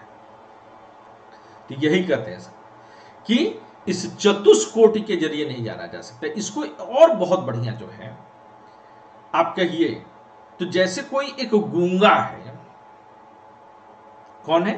गूंगा है, he cannot speak, और उसने बहुत बढ़िया, अब तो सीजन आ रही है साहब बसंत की, बसंत शुरू हो गए हैं, कल परसों 15-16 बसंत शुरू हो गया है। अब बसंत में सबसे जो है बढ़िया आपको क्या मजा देता है? बचपन की चीज याद करिए, बेर है ना। बसंत में बेर खूब खाई जाती है। सर कोयल बोलती है। कोयल बोलते, पर कोयल खाना मत कभी। नहीं, खाने के लिए नहीं बोल, मैं खाने के लिए बोल रहा हूँ। अच्छा, मुर्गा मुर्गा खाओ चलेगा, कोयल को बोलने दिया जाए। तो बेर होता है, अब किसी ने बेर खा लिया, गूंगे ने, बड़ा स्वादिष्ट बड़ा मीठा सा बेर है, खा तो लिया, स्वाद तो पता है पर बता नहीं पाएंगे। एक सेकंड लगेगा। अरे 1 घंटे में तो रसी कहा जाने लगे। तो कहे कि स्वाद साहब पता तो है लेकिन बता नहीं पाएंगे। तो ये जैसे किसी गूंगे ने मीठे बेर खाए, स्वाद पता है लेकिन बता नहीं पाएंगे, उसी प्रकार से शून्य तत्व है लेकिन समझा नहीं पाएंगे। इसीलिए इसको ना सिर्फ चतुष्कोटि विनिर्मुक्त माना गया, बल्कि इसको और क्या हम कहेंगे कि यह अनिर्वचनीय है। अनिर्वचनीय शब्द का मतलब क्या होता है? निर्वचनीय है, यानी कि वचन की सीमा के परे जो चला जाए, यानी कि जिसके बारे में कह करके बताया ना जा सके वह अनिर्वचनीय है। तो कहते हैं कि यह जो तत्व है यह अनिर्वचनीय है, यह जो तत्व है वह चतुष्कोटि विनिर्मुक्त है। अब कहते हैं कि तत्व ही नहीं, इस तत्व से जो वस्तुएं बनती हैं, क्या कहते हैं? कहते हैं कि तत्व से जो वस्तुएं बनी हैं वो वस्तुओं के बारे में भी हम यही कहेंगे। आप क्या कर रहे हैं? तत्व से वस्तु बना रहे हैं। तो अगर तत्व जो है वह शून्य है तो वस्तु जो है वह भी शून्य होगा। अब सोने से जो भी वस्तु बनेगी वो सोने की ही होगी ना। हीरे से हीरे की चीज बनेगी, लोहे से लोहे की बनेगी, तो शून्य से शून्य ही बनेगा। तो अगर मूल तत्व शून्य है तो समस्त वस्तु भी क्या हो जाएंगे? शून्य हो जाएंगे। लेकिन अब इन दोनों का शून्य होना थोड़ा सा साहब खेल है। क्या खेल है? यह जो तत्व शून्य है यह कैसा शून्य है? यह प्रपंच शून्य है। यह प्रपंच शून्य है। प्रपंच मतलब गुणों से शून्य है। इसके बारे में चतुष्कोटि विनिर्मुक्त शून्य है, अनिर्वचनीय है। और ये जो वस्तु शून्य है यह शून्य कैसा है? तो कहे कि यह स्वभाव शून्य है। अब वस्तु की जगह आप संसार भी कर सकते हैं।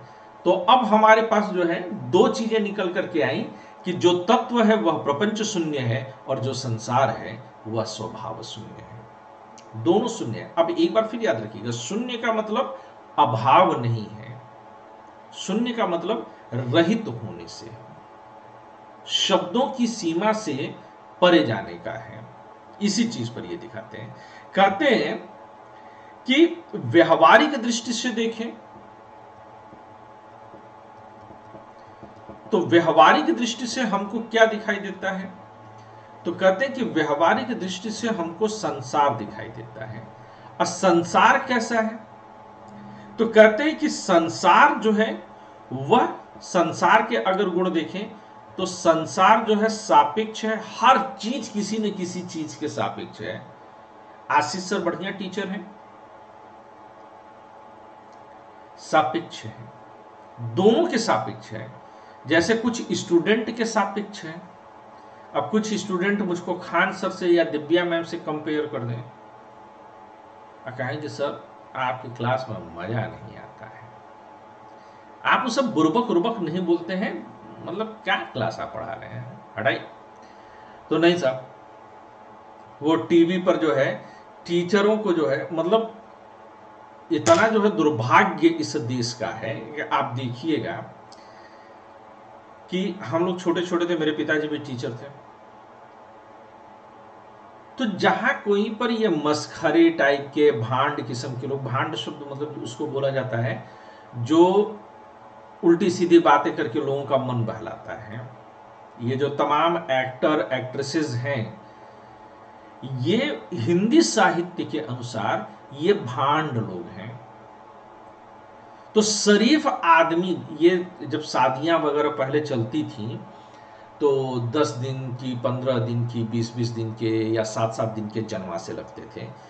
तो पहले इतना सारा जो है मोबाइल वगैरह तो होता नहीं था, तो शादियों में स्पेशली कुछ मस्खरे बुलाए जाते थे, जोकर जिसको आप कह सकते हैं। आज की तारीख में उनको कॉमेडियन बोला जाता है। तो ये भांड लोग बुलाए जाते थे। तो जो घर के शरीफ वगैरह किस्म के लोग होते थे, जो थोड़े जिम्मेदार किस्म के लोग होते थे, वो इनसे दूर रहते थे। तो मुझे याद है कि बचपन में भी भांड वगैरह जब आते थे, अपना जो है नाटक वाटक करते थे, तो कभी बच्चे होने के नाते किसी के साथ हम लोग चले गए तो घर पर डांट पड़ती थी। तो कभी कभार पूछा गया कि भाई आप लोग क्यों, गलती से कोई अगर टीचर उस रास्ते से भी गुजर रहा हो तो रास्ता बदल देता था कि यहां पर भांड है। और आज की तारीख में क्या हो रहा है, एक भांड के शो में टीचर को ले जाकर के बैठा दिया गया। और यहीं पर बेसिक समझिएगा कि शिक्षा मर जाती है। शिक्षा का ये व्यवसायीकरण कर दिया गया है।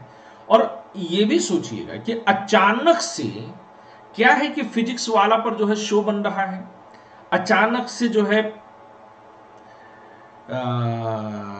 कपिल शर्मा के शो में टीचर्स बुलाए जा रहे हैं।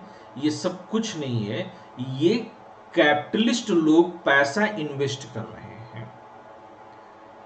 और वो एजुकेशन को कुछ सेंटर्स तक ही सीमित कर देना चाहते हैं, इसलिए वो कुछ नामों को जो है बहुत ग्लोरीफाई कर रहे हैं ताकि जो एजुकेशन एक सर्वत्र उपलब्ध निरंतर प्रवाह के रूप में है उसकी हत्या कर दी जाए।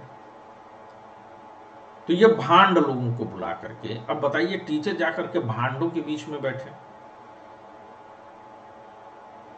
एक बार मैं लखनऊ से चला और मुझे पूना जाना था, फरवरी का महीना था, 3 फरवरी का दिन था मुझे याद है।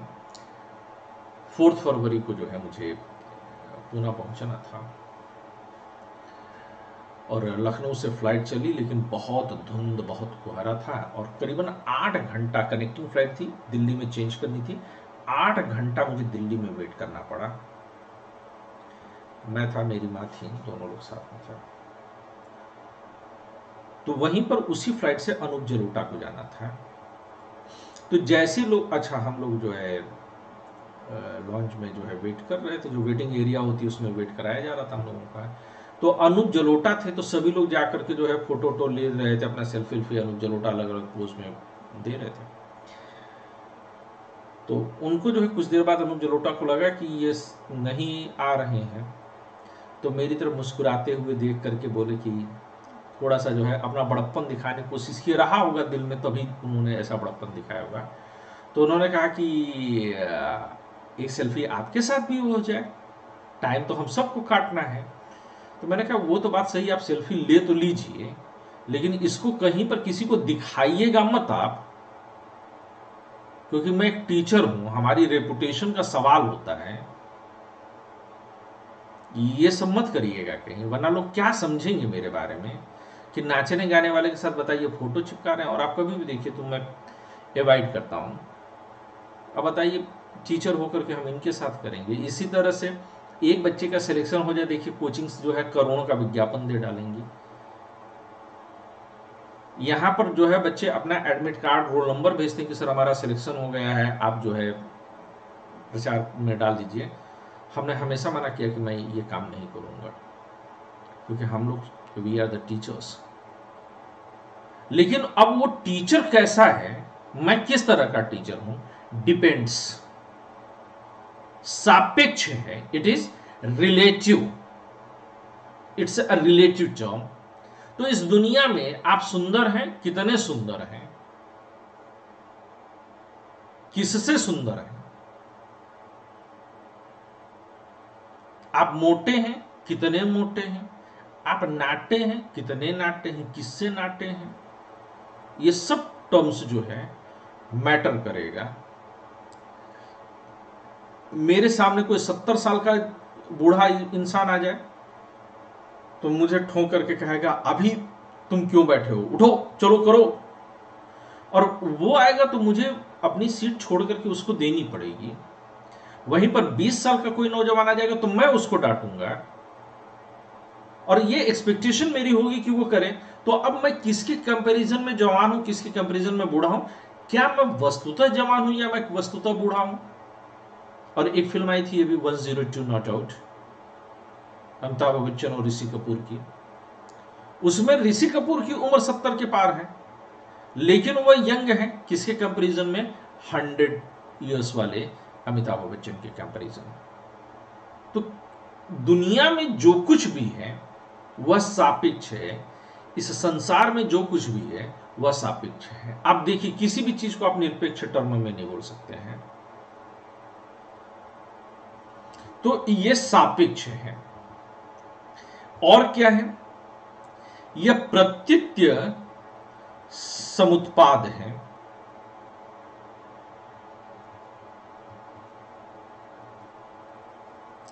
अब प्रतीत्य समुत्पाद का मतलब क्या है कि एक की अपेक्षा रख करके दूसरा उत्पन्न होता है, यानी कि कारण कार्य श्रृंखला में बधा हुआ है। अब जैसे लकड़ी को ले लीजिए, तो लकड़ी क्या है? लकड़ी कुर्सी के लिए, एक चेयर के लिए ये क्या है? यह कारण है। और वहीं पर लकड़ी पेड़ के संदर्भ में स्वयं कार्य है। तो लकड़ी हम क्या माने तो प्रतीत्य समुत्पाद की एक श्रृंखला है। पेड़ खुद जो है बीज के संदर्भ में है, बीज स्वयं फल के लिए है, फल स्वयं पेड़ के लिए चक्र चल रहा है। ऐसा प्रतीत्य समुत्पाद हम लोग पीछे पढ़ चुके हैं। और हम ये कहें कि यह सापेक्ष है, यह प्रतीत्य समुत्पाद है, साथ में हम ये कह सकते हैं कि इसमें मूल तत्व जो है भूत तथता का अभाव भी है। भूत तथता का अभाव क्यों है? क्योंकि एज इट इज चीज नहीं है। ये मेरी चेयर प्लास्टिक है, लेकिन प्लास्टिक एज इट इज नहीं है, मोल्ड की गई है, ट्रांसफॉर्म की गई है, इसका रूपांतरण हुआ है। ये स्वेटर मैंने पहन रखा है, ये स्वेटर की उम्र 40 साल है मेरे बराबर।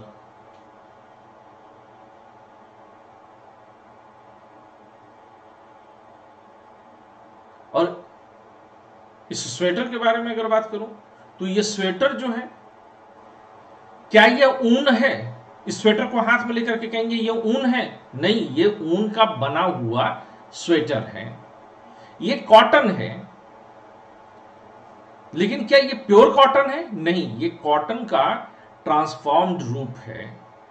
यानी कि जो मूल तत्व है एज इट इज है, उसका इसमें अभाव है। एज कॉटन का अभाव नहीं है, ऊन का अभाव नहीं है, प्लास्टिक का अभाव नहीं है, बल्कि उसके एज इट इज, उसके ओरिजिनल फॉर्म का अभाव है। उसमें कुछ चेंजेस लाए गए हैं। Is that clear to everyone? तो ये क्या है? भूत तथता का अभाव है। और अगर तो इसलिए ये शून्यता है, क्योंकि यह निरपेक्ष नहीं है, यह स्वयं में स्थिर कारण या कार्य नहीं है, यह भूत तथता का अभाव। और वहीं पर अगर हम पारमार्थिक दृष्टि से देखें तो पारमार्थिक दृष्टि से हम क्या बोल सकते हैं? तो कहते हैं कि अगर इसी चीज को आप पारमार्थिक दृष्टि से देखिए, चीजों के मूल कारण के रूप में देखिए, तो कहते हैं कि इसमें नानात्व का अभाव है।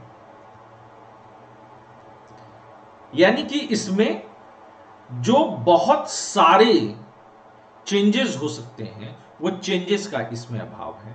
इसमें चेंजेस होने के कारण मूल स्वरूप का अभाव है, और यह मूल स्वरूप है इसलिए इसमें चेंजेस का अभाव है।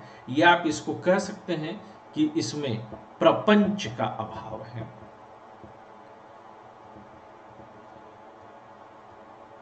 प्रपंच शब्द समझ रहे हैं ना आप लोग? फिनोमेना।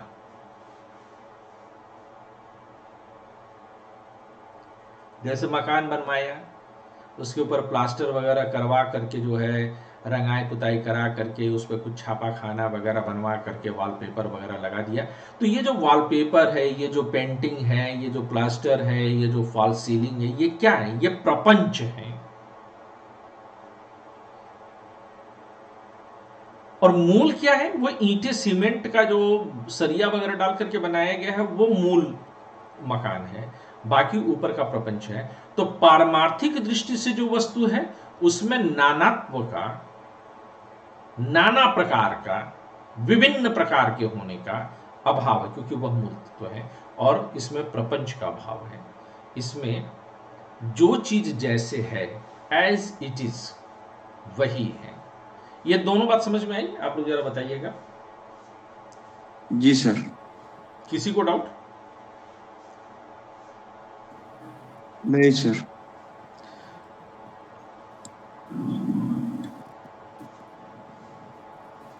तो यहां पर जो है हम ये बोल सकते हैं कि ये जो संसार है वह कैसा है? पारमार्थिक दृष्टि से मुझे यहां पर लिख देना चाहिए था तत्व, और ये तत्व जो है, तो ये कैसा है? यह अनिर्वचनीय है, यह शून्य है। और यही बात हम तत्व के बारे में भी कह सकते हैं कि तत्व भी शून्य है और अनिर्वचनीय। जो भी अनिर्वचनीय है वो अनिर्वचनीय क्यों है? क्योंकि वह शून्य है। तो शून्य होना एक विशिष्ट अर्थ में है, वह उस अर्थ में नहीं है जैसे कि हम कहते हैं कि वह दिमाग से शून्य है, वह अकल से शून्य है, वह पैसे से शून्य है।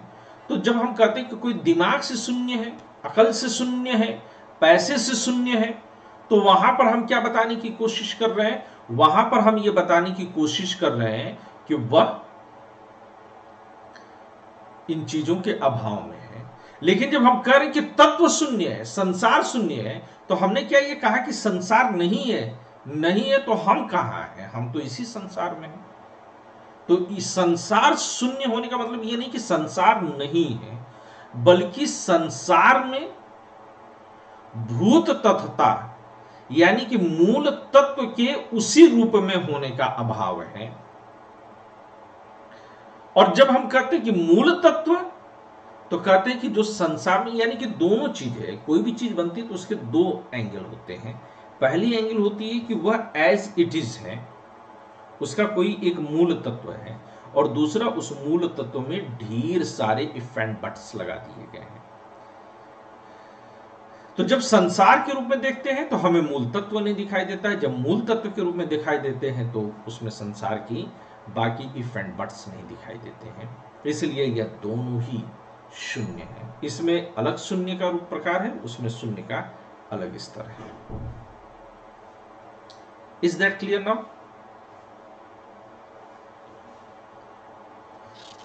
तो क्या कठिन हो रहा है? हाँ सर, ये थोड़ा कठिन लगा है। आपने दो अलग अलग तरह के शून्य होने का मतलब कि किस चीज से शून्य है? जैसे कि हम ये कहें कि तुम दोनों के पास जो है, तुम्हारी और तुम्हारी बीवी दोनों के पास बाल हैं, लेकिन बाल लंबी चोटी के रूप में तुम्हारे पास शून्य है। तो क्या इसका मतलब कि तुम्हारे पास बाल ही नहीं है? नहीं, लंबी चोटी शून्य है।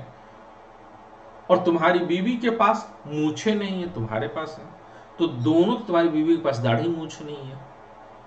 तो क्या तुम्हारी बीवी के बाल नहीं है? बाल हैं, लेकिन जिस रूप में हम, यानी कि तुम्हारी बीवी के पास पुरुष जैसे दाढ़ी मूछ का शून्य होना है, और तुम्हारे पास स्त्रियों जैसी लंबी चोटी का होना शून्य है। इसी प्रकार से ये जो दुनिया दिखाई दे रही है हमको, यह कैसी है? तो इसमें हमें वस्तु का एज इट इज रूप नहीं दिखाई देता कभी भी। हमें मूल तत्व इस दुनिया में नहीं दिखाई देगा। यहां पर सब कुछ सापेक्ष है ना, तो सापेक्ष चीज जो होंगी, हर चीज अगर रिलेटिव है, तो कोई एक चीज डिफाइंड होनी चाहिए ना, कोई एक चीज निश्चित क्रम में होनी चाहिए ना। तो वो कहां है? ढूंढ के बताइए।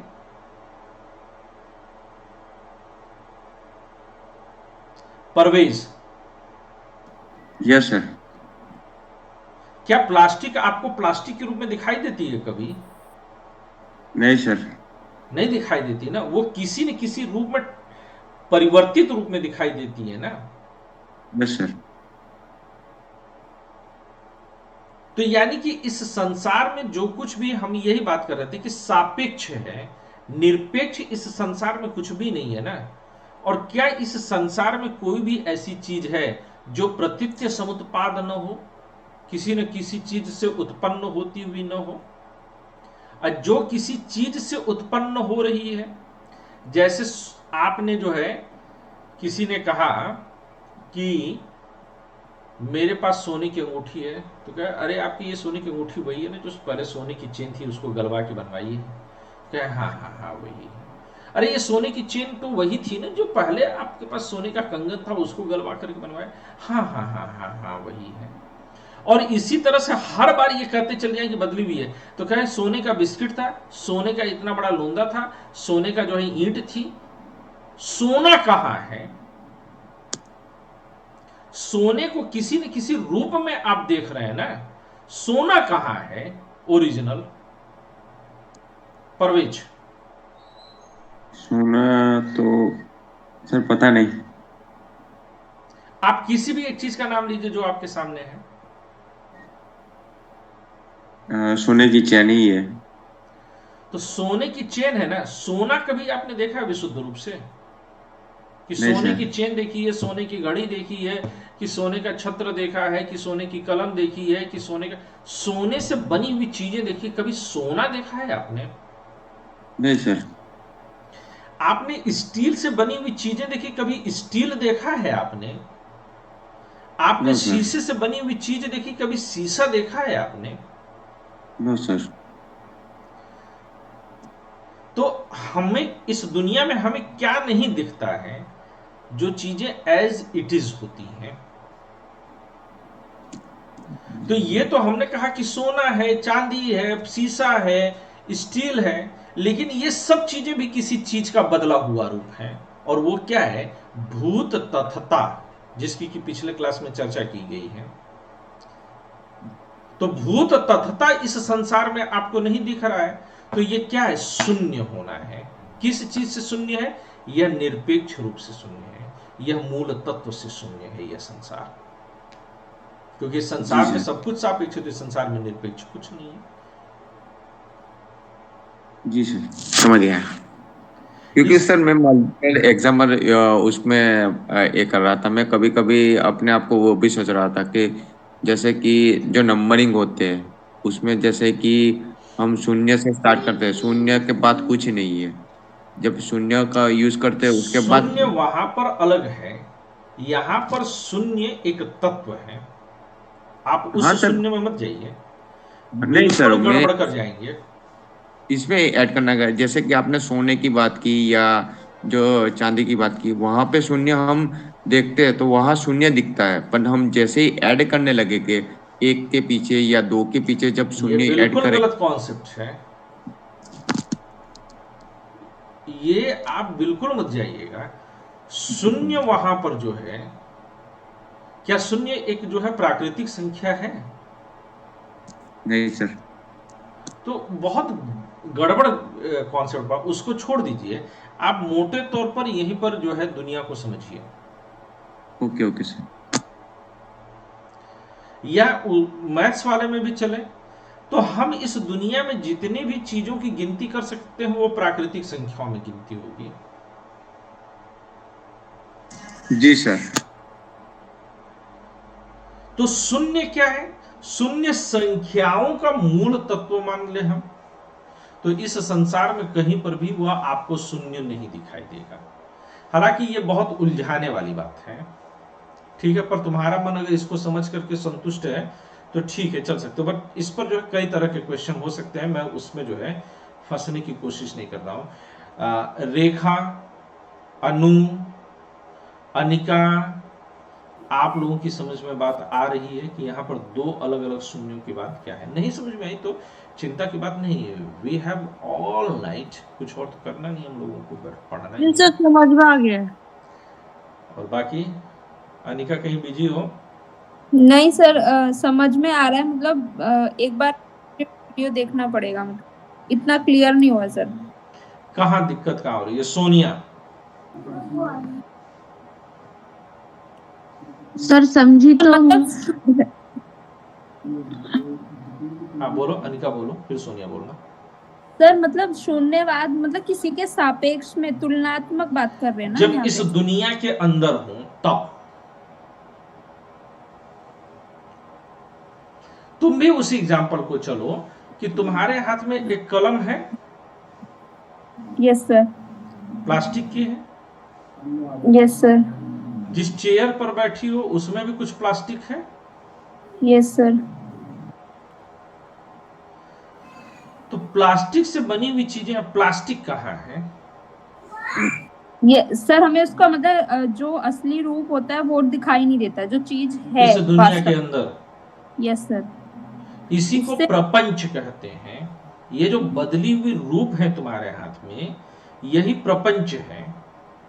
तो इस दुनिया में हम जितना कुछ भी जानते हैं वह क्या है? प्रपंच। प्रपंच है। इसको इंग्लिश में दो चीजें होती हैं, आप लोग समझिएगा। मैं थोड़ा सा जो है आप लोगों के लिए और गहराई में लेता हूं। किसी भी वस्तु के दो रूप होते हैं। एक होता है न्यूमिना और दूसरे को कहते हैं फिनोमिना। न्यूमिना और फिनोमिना। न्यूमिना जो होती है वही वास्तविक रूप है। वह क्या है? वास्तविक रूप है। और फिनोमिना क्या है? यह बदला हुआ रूप है। ठीक है बच्चा?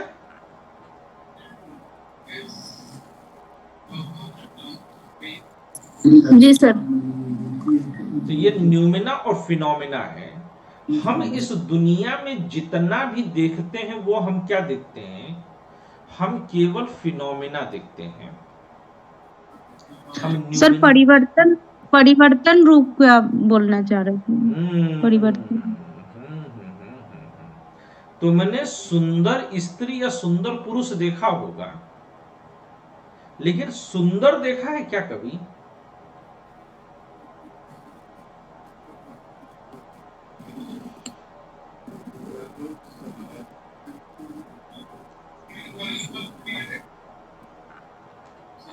हाँ ना, में कुछ बोलते रहो।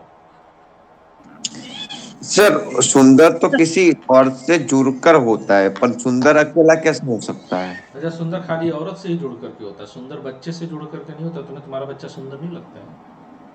हाँ सर, पर उसको जोड़ा जाता है किसी से ज्यादा, पर अकेला कैसे हो सकता है? क्योंकि हम मान सकते हैं कि हाँ गोल्ड है, वो तत्व है, कोई चीज तत्व है, पर सुंदर कैसे तत्व हो सकता है? तत्व नहीं हो सकता, कुछ भी तो हो सकता है ना। पर सुंदर अलग से कुछ हो सकता है क्या? पर कैसे सर? वही तो प्रश्न है मेरा, जवाब देने की थोड़ी जरूरत है। वही तो मैं कह रहा हूं कि सुंदर जैसी चीज तो नहीं होती, लेकिन सुंदर से जुड़ करके चीजें होती हैं, या किसी चीज से जुड़ करके सुंदर जो है अर्थमान हो सकता है। इसी तरह से सोना अपने आप में मूल्यवान है? नहीं। सोना जब न्यूमेरा के रूप में है तो हम उसे जानते तक नहीं है। वह सोना चाहे तो ईंट के रूप में मिले, चाहे वह जो है बिस्किट के रूप में मिले, चाहे वह सोना तुम्हें जो है क्या चेन के रूप में मिले, सोना जो है कंगन के रूप में मिले, सोना जो है अंगूठी के रूप में मिले, सोना तार के रूप में मिले, लेकिन सोना केवल सोना, तो आपके लिए सोचना भी भारी पड़ जाएगा कि सोना बगैर किसी चीज के रूप लिए कैसा होगा। सोच पाएंगे क्या आप? जैसे सुंदर नहीं सोच पा रहे वैसे सोना सोच पा रहे हैं क्या? नहीं सर, पर कभी देखा है जैसे कि वो डिस्कवरी पर जैसे खोज करते वो सोने भी की, तो सोने का कोई न कोई रूप है। सोने का वो लोंदा होगा। Yes sir. तो सोने का लोंदा है, सोना कैसा है? रेखा कुछ कहने की कोशिश कर रही हैं आप? सर एक्चुअल रूप उसका नहीं कह सकते, लेकिन वो परिवर्तित रूप से उसको हम एक्सप्लेन करते हैं। या एग्जैक्टली। इसी तरह से हम ये कहते हैं प्लास्टिक। तो प्लास्टिक की आप बॉल देख सकते हो, प्लास्टिक का कच्चा माल देख सकते हो, लेकिन वो कच्चा माल भी किसी न किसी शेप एंड साइज में होगा। वह स्वयं प्लास्टिक नहीं है, बल्कि प्लास्टिक का जो है कुछ अपशिष्ट होगा। प्लास्टिक की पेन देख सकते हो, प्लास्टिक का कचरा देख सकते हो, लेकिन प्लास्टिक देखा है क्या कभी विशुद्ध रूप से? नहीं देखा है। तो हम जितनी भी चीजों को इस दुनिया में जानते हैं वो किस रूप में जानते हैं? उसके परिवर्तित रूप में। किसी न किसी तरह का उसको परिवर्तित की जगह अब हम क्या शब्द जो है, अब कल तक हम बेवकूफ थे, हम फिलॉसफी नहीं पढ़े हुए थे, तो हम कल तक जो है सामान्य स्टूडेंट के तौर पर क्या बोलेंगे, परिवर्तित रूप, चेंज्ड फॉर्म। लेकिन अब हम फिलॉसफी पढ़े हुए हैं, अब हम क्या बोलेंगे, फिनोमिनल रूप, उसका प्रपंचात्मक रूप। प्रपंच।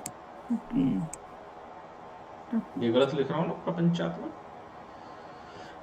प्रपंचात्मक,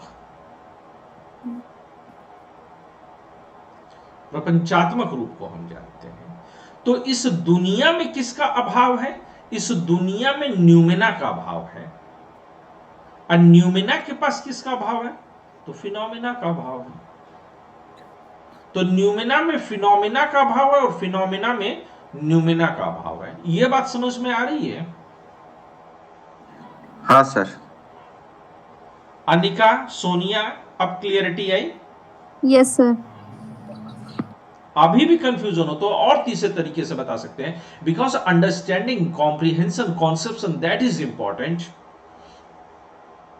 और क्या वो आंखों के आगे जो बात हो रही है, वो आंखों के आगे तैर रही है या नहीं तैर रही है?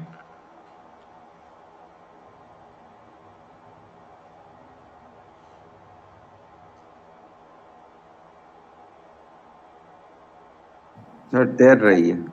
सर अभी समझ में आ गई है। समझ में आ गया। सोनिया? हाँ जी सर, समझ में आया। परिवर्तन रूप होता ना किसी चीज का, जो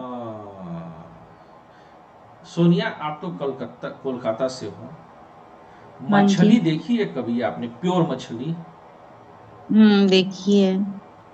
कौन सी? जिंदा जो, कौन सी? बहुत सारी मछली होते हैं सर, बहुत सारी नहीं, मछली। केवल मछली होना चाहिए, उसे ना मांगुर होना चाहिए, ना रोहू होना चाहिए, मछली होना। ये तो बिल्कुल। मछली के प्रकार हो गए ना।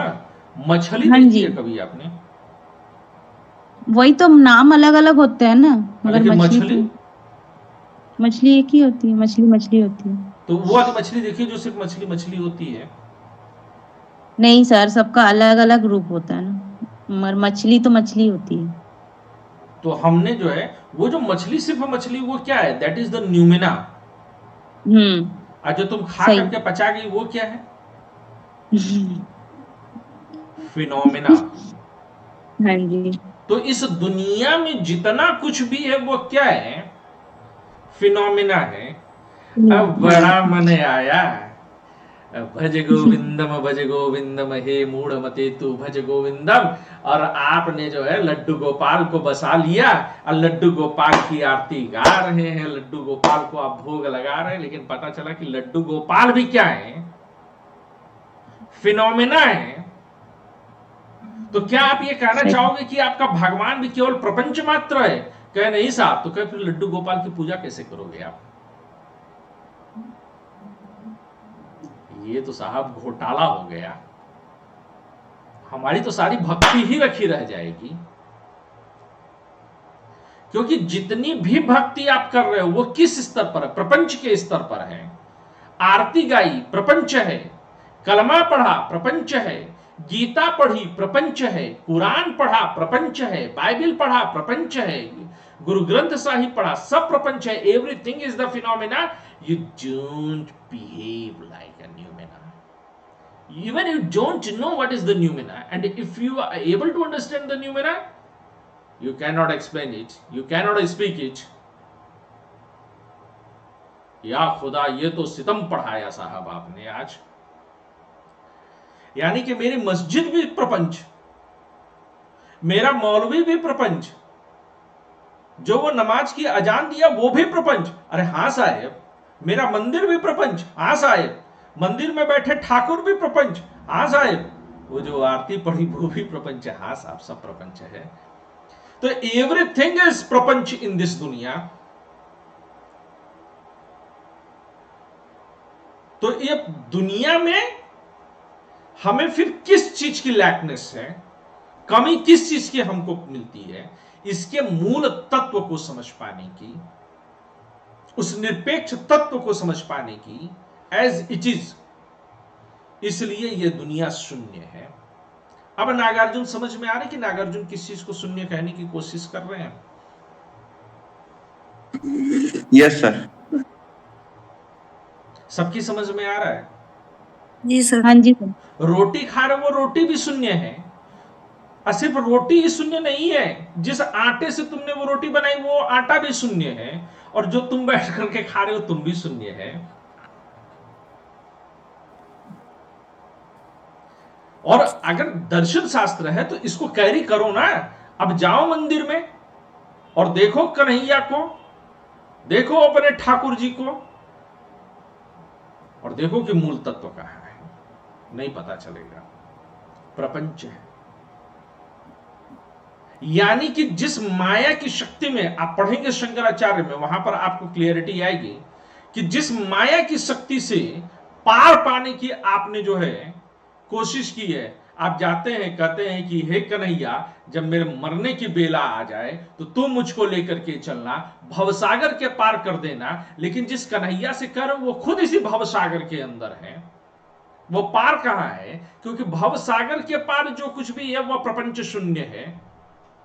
जो न्यूमेना है वो प्रपंच शून्य है, उसको बोल करके बता ही नहीं सकते। तो प्रपंच से प्रपंच ने प्रपंच कहा, यही पूरी कहानी है। प्रपंच ने प्रपंच से प्रपंच करा। मस्जिद में जाकर के आपने नमाज पढ़ी, आपने क्या किया? प्रपंच ने प्रपंच में जाकर के प्रपंच किया।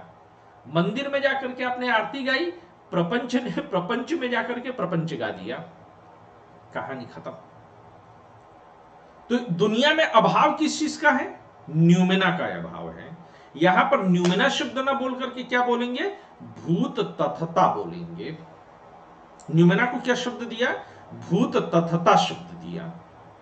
लेकिन अगर चलो हो गया, अचानक से कुंडली वगैरह जागृत हुई, एकदम नूर इलाही बरसी और हम जो है उसको जान गए, न्यूमेना को जान गए। अब न्यूमेना को जान भी गए तो दिक्कत क्या है कि बुद्धि उसे जिस रूप में जानना चाहती है, जिस तरह से बुद्धि जानना चाहती है, उसमें तो कोई प्रपंच है नहीं। और बुद्धि जब जानेगी तो प्रपंचों के माध्यम से जानेगी, तो बुद्धि की सीमा है, बुद्धि प्रपंचों के माध्यम से जानती है। और न्यूमेना में प्रपंच ही नहीं है, तो जान करके भी नहीं जाने, क्योंकि कुछ कह ही नहीं पाएंगे। तो न्यूमेना के साथ क्या दिक्कत है कि उसमें फिनोमेना नहीं है, और फिनोमेना के साथ क्या दिक्कत है कि न्यूमेना नहीं है। तो संसार में क्या है?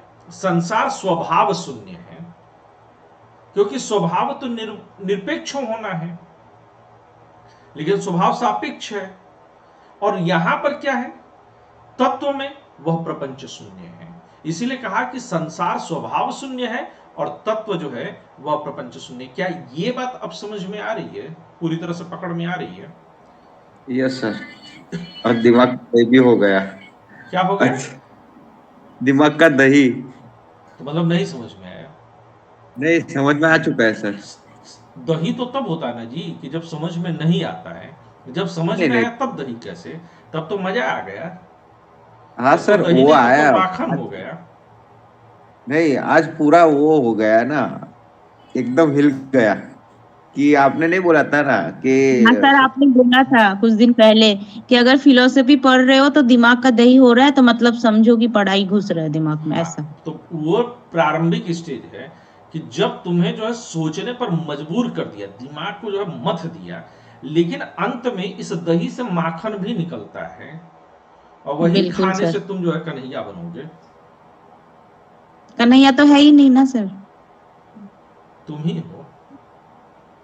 बिल्कुल सर। और तुमने तो कन्हैया वाली फोटो भी लगा रखी है।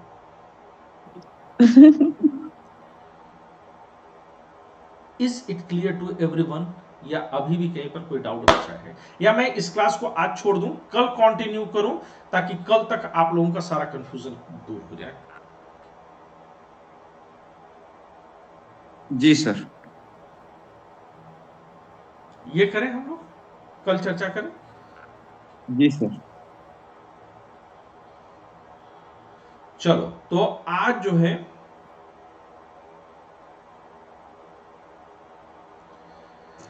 हम इस क्लास को यहीं पर रोक रहे हैं, और कल जो है इस डिस्कशन को आगे बढ़ाएंगे। Okay sir, good night. Good night.